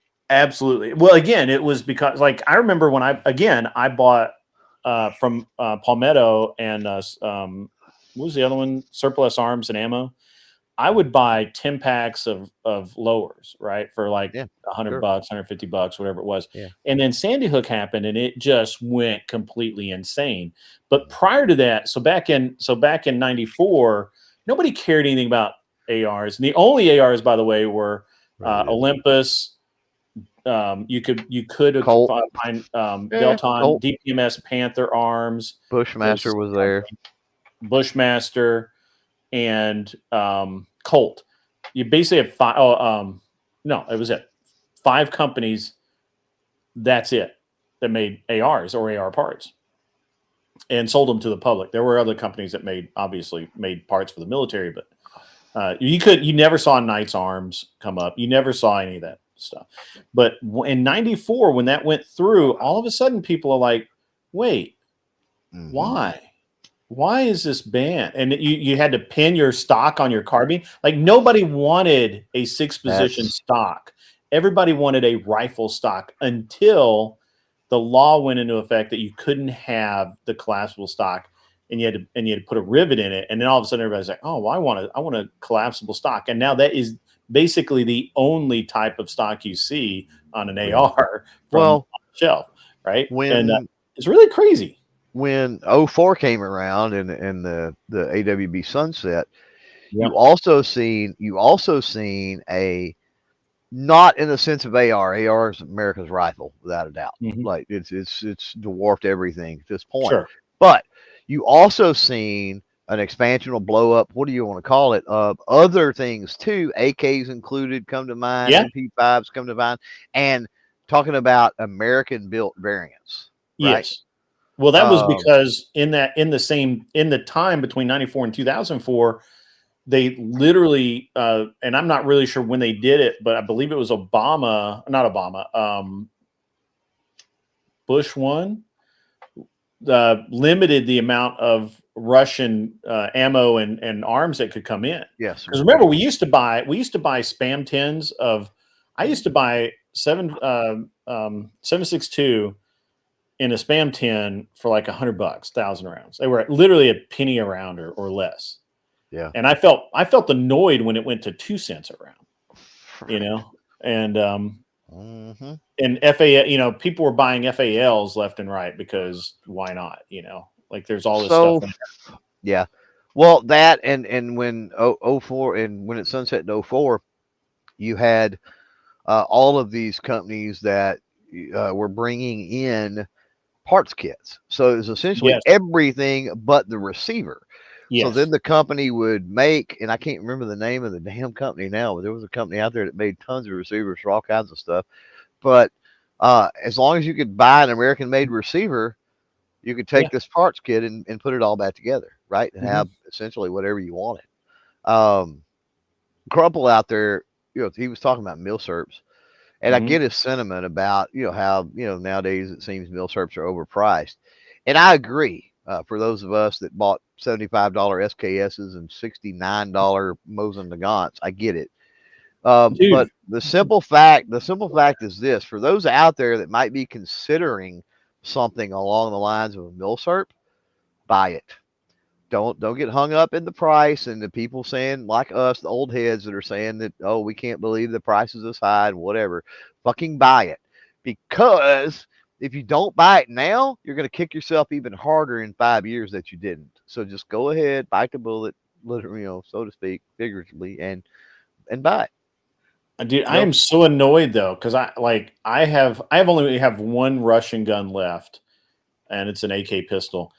I went to buy some because I've not even fired it yet. I went to buy some 7.62 the other day so I could go fire it. It's insane how expensive it is. It's absolutely it's insulting. Ammo in general is that way. I mean, we were talking about 5.45 earlier. Oh my God, price 5.45. You think 7.62? No, I don't want to price any of that stuff. And it shouldn't be. It should not. Obviously, it shouldn't be that bad. But I remember. So I was in '94. So in between 90 and 94, I was building guns, and I was working my way up to getting a tabletop FFL, because they were threatening to make it so that you had to, at gun shows or just any kind of gathering, that you couldn't sell a gun without an FFL, and you couldn't buy specific parts without an FFL, which I hadn't had before, right? And in Tennessee, they had just put in the 7-day waiting or a 10-day waiting period, right? So, but that didn't apply if you had an FFL. Do y'all still have that? Y'all don't. No, we do not. Oh, no, we do not. Yeah. But we did then. And so all of a sudden, where I would just walk in, it went. And this is why I feel personally attacked on all gun laws. I went from where I literally walked into a gun store, showed my driver's license, and walked out with a Norenko 45 1911. 3 months later, I walked into the same gun store and had to get fingerprinted they had to do what has now become a 4473, and wait 10 days to get my fucking firearm. And I'm like, I feel personally insulted here. This is garbage, you know? And so of course we've rolled back a lot of those rules, but, you know, I'm of a generation that will never forget how badly that we've been betrayed. Yeah. Been there, done that. I mean, a lot of the experience affects perspective, I guess, right? You know, Well, and I tell people all the time, I'm like, I had this guy, and he was like, hey, I was going to buy a gun from him. I'm like, all right, hey man, I'll meet you at Home Depot. I'll bring cash, whatever. And he's like, oh, don't we have to go to a gun store? And I'm like, no. And he was kind of insistent that he didn't know, and he thought that we should go to a gun store. And I said, look, the only thing going to a gun store is going to do is not get you paid for this gun, because what's going to happen is they're going to have, if we try and do it at a gun store, they're going to make us pay a transfer fee, and I'm not paying it at all. And I'm like, this is ridiculous. This is insane. So he lost out on his sale because I just wouldn't do it. I'm like, I'll meet you somewhere else. It's fine. So I want to meet at a gun store. I'll meet you at the police station. You know, I'll meet you wherever, but I'm not but I understand the law, and I'm not going to break the law. And so, you know, yeah, it's so 840 rounds, 840 round case of 7.62 by 39, decent stuff. $510 right now. oof.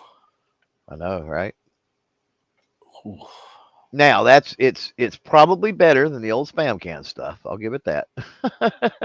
Better quality. It's probably Wolf Silver. But yeah, you can't even hardly get Wolf. Nah, this is Igman. But yeah, that's the problem with the whole Wolf and the Bear and the what am I thinking? Barnoul. Anything Barnoul is subject to the whole Russian. We all hate Russians, and we're not going to import their shit and blah blah blah. Well, that it goes back to Obama, and it goes even back further to like Bush 1, I think. Mm-hmm. Yeah, it does. It does. Yeah. So yeah, it's not Obama. Obama didn't help, but yeah, it started. He put the nail in the coffin, though, because I think it started with Bush 1. Yeah, I think Bush 1. It wasn't the ammo; it was the gun parts. Right? He didn't want the. He was, and I don't think it was him per se. It was the ATF said that they did not want the parts kits coming in because they were. I think Bush 1. It was cut receivers, right? Saw cut receivers that could just be welded back together. And then I think the ATF basically said no, that's not considered demilitarized enough. So they had to be flame cut. Yeah. Or you can't weld them back and together. multi-cut too. And multi-cut. Yes, you're right. And then later Obama said, well, all of this cheap ammo is wrong. So we don't want people to have cheap ammo. So we're gonna knock that. Well, to be fair, he didn't really say that. He guised it, and this is what politicians do. He guised it as, Russia bad, hurt Russia, ban imports. Com block. It was all the com block, though. Yeah, and the thing is that affected ammo, right? But he knew that. Yeah. You can't tell me or he wasn't advised of it. Can't tell me for a second he wasn't aware of it. Sure. Yeah, I agree with that. But yeah, I had it's the same way. Like, do you know? And get this, like South Korea is our friend, right? Do you know the amount of milsurps from 1911s to M1 carbines to Garands to no fucking telling what else milsurp wise, crate on top of crate on top of fucking crate is sitting in South Korea, and no fucking administration, no government since the fucking Korean War will allow the shit to come back into the country. And it's ours. It's ours. It's all U.S. stamp shit. It's ours. Yeah, I've read that. I've read that a couple of times. When they brought this stuff back from like Rhodesia or wherever, the last load of M1s and 1911s that the the CMC or CMP brought back. It was somewhere hot like that, right? I think it was Haiti, maybe. I don't know. Anywhere. They were one anytime they bring some of our, then when they repatriate some of our M1s or 45s or whatever for the CMP, every time they repatriate it, Korea always gets brought up. Because there's literally warehouses full of that shit. Yeah, it's unfucking believable. Like you could probably get a damn $500 Garand. Yeah. Oh, it would probably knock the prices on Garands down to like $200-300. I don't think you'd see it that low. I don't think you see it that low. There's but so many. I don't think you'd see it that low simply because they would be leaving money on the table. They would fly out of CMP at $500. Yeah, $500 they would be, the CMP would be rebooted. Right? Like people would start doing that shit again. Yep. But yeah, it's an interesting thing, man. I mean, there's a lot of stuff like that though, but like why you're not seeing as much PMC ammo on the shelves is because of the tax that they put on it. Yeah. I didn't know that. I had to. Well, so in my redoing that's the Korean. Milsurps, it's Korean ammo. I don't know what we got against the South Koreans bringing stuff to us. So in general, right? In my redoing the Milsurps, and I talked about getting things cleaned up. I've got some Milsurp videos probably coming.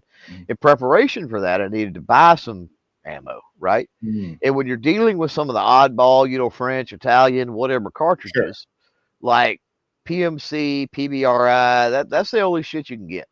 Like you can't Pretty Partisan's good shit. You can't get it nowhere else. And I noticed when I went to buy, and I did the last couple of days, I bought some, a few boxes here and there just to kind of pad, because I don't got a ton of ammo for that stuff because I don't shoot it that much, right? Yeah. Why would you? And so I'm like, well, if I'm going to make videos, I need to pick up a couple extra boxes or so, right? Sure. So I went in and it was considerably higher than it should be. And I'm not talking about, oh, I'm just complaining, because I bought it cheap. Like I get it, right? But it was even on top of that, it was higher. And there's no doubt it's tariffs. There's no doubt. And I didn't think about that at first. For a long time, man. I just thought, fuck, this shit's expensive. And then after I had bought it, because what are you going to fucking do? I just bit the bullet. It was, I don't know, $5 to $10 a box higher than even what I considered was high. And after the fact, I was like, oh, you know what? Fucking, it's taxes. It's the fucking tariffs. Well, but it's been that way for a while though, because like even I went to buy some. I can't find PMC on my shelf anywhere. Nobody will import it because it's too high, and it's been that way for a while. And I haven't seen Privy Partisan in probably 2 years. Yeah. Yep. I know they still make it, but we're not getting it, or nobody's ordering it because it's so expensive. Yeah. So welcome, Glenn Lawrence. I see you out there, brother. I hope you're doing well. I saw, for those that don't know, RP Thor lost his battle the other day and went to meet his maker, and he's no longer in pain. He's no longer suffering, and that's a good thing.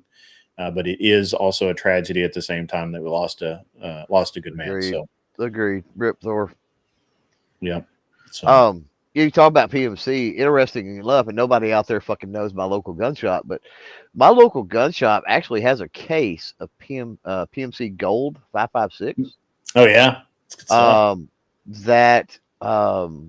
I heard him quote somebody last week. $9.99. $4 a box is what he quoted. $4 a box. Yeah. So I've actually got to go work tomorrow up there. And you're gonna buy it, right? He had texted me earlier today before I come on and asked could I come up there to help out for a little bit. I'm like, yeah, sure. And yeah, if it's still there, I don't know that it's still gonna be there, but if it is, yeah, I don't need it. Buy all of it. I don't need it. I don't need it. But at $4 a box, I'm buying the entire caliber? Case. 5.56. Oh, dude, I would have bought all of it on the spot. Yeah. You're lucky. You're lucky that I'm Well, not he there. quoted a guy $4 a box, and I was under the impression the guy had bought it. Gotcha. I got But you. turns out the guy didn't buy it, and so if it's still there tomorrow, yeah, I'm probably gonna buy it. Yeah. I mean, it's PMC gold. It's some good shit. Yeah. No, that's I like the PMC bronze has never been that consistent for me, but it always goes bang, right? Which is good. But the gold is actually pretty good, and the PMC X-Tac, I like that a lot. So, I like that stuff a lot. Yeah. But yeah, I don't know. Yeah, I don't know. I don't know what to do about it. I'm about to wrap up here. Do you have any other like thoughts or concerns? Not really. I'm glad we brought it back around to gun prattle, though. That was nice. Full circle, Yeah, baby. I like Full gun circle. prattle. So how is it? So if they changed the CMP, do they ship? Do they ship to your? Do they ship that directly to your gun store? Or they ship it directly to you still? I put my son into that. That's a good question.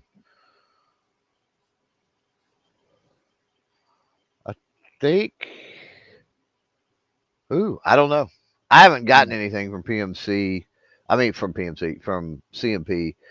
Damn, that's weird. CMP, PMC. It's the same fucking letters backwards. What Yeah. the hell? Like we Well, broke the in matrix Korea. or some shit with that. What the hell? Uh, Anyway, Grumpy tells me that CMP still ships direct to you. That is Good. weird, a little bit, but I'm okay with it. I mean, I'm gonna have to check in. My son loves the M1 Gray. He loves my M1 carbine, like a lot, like ridiculous amount, and so I actually need to get it running better too. It's not the best it could be. right. So things happen. All right, ladies and gentlemen, you're going to have to get out of here. I've been on too long. Glenn, I'm glad that glad you made it on and could see me before I left. I appreciate the kind gesture of showing up. Right. Call me anytime, man. I'm going to be around the rest of the day. I think I'm not going on Prime Kai's panel, so I'll probably haunt Sarah's Mod Monday if I'm online tonight at all. I'm still a little wrecked after yesterday, so I may just go to bed early. I got a big day tomorrow doing shit that actually, earns me a lot of money.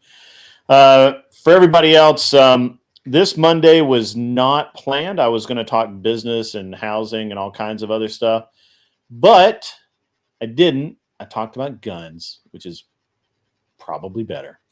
Thank you, Clover Tack, for being a part of the show today. To everybody else, as always, be cool and wear glasses if you need them. And get the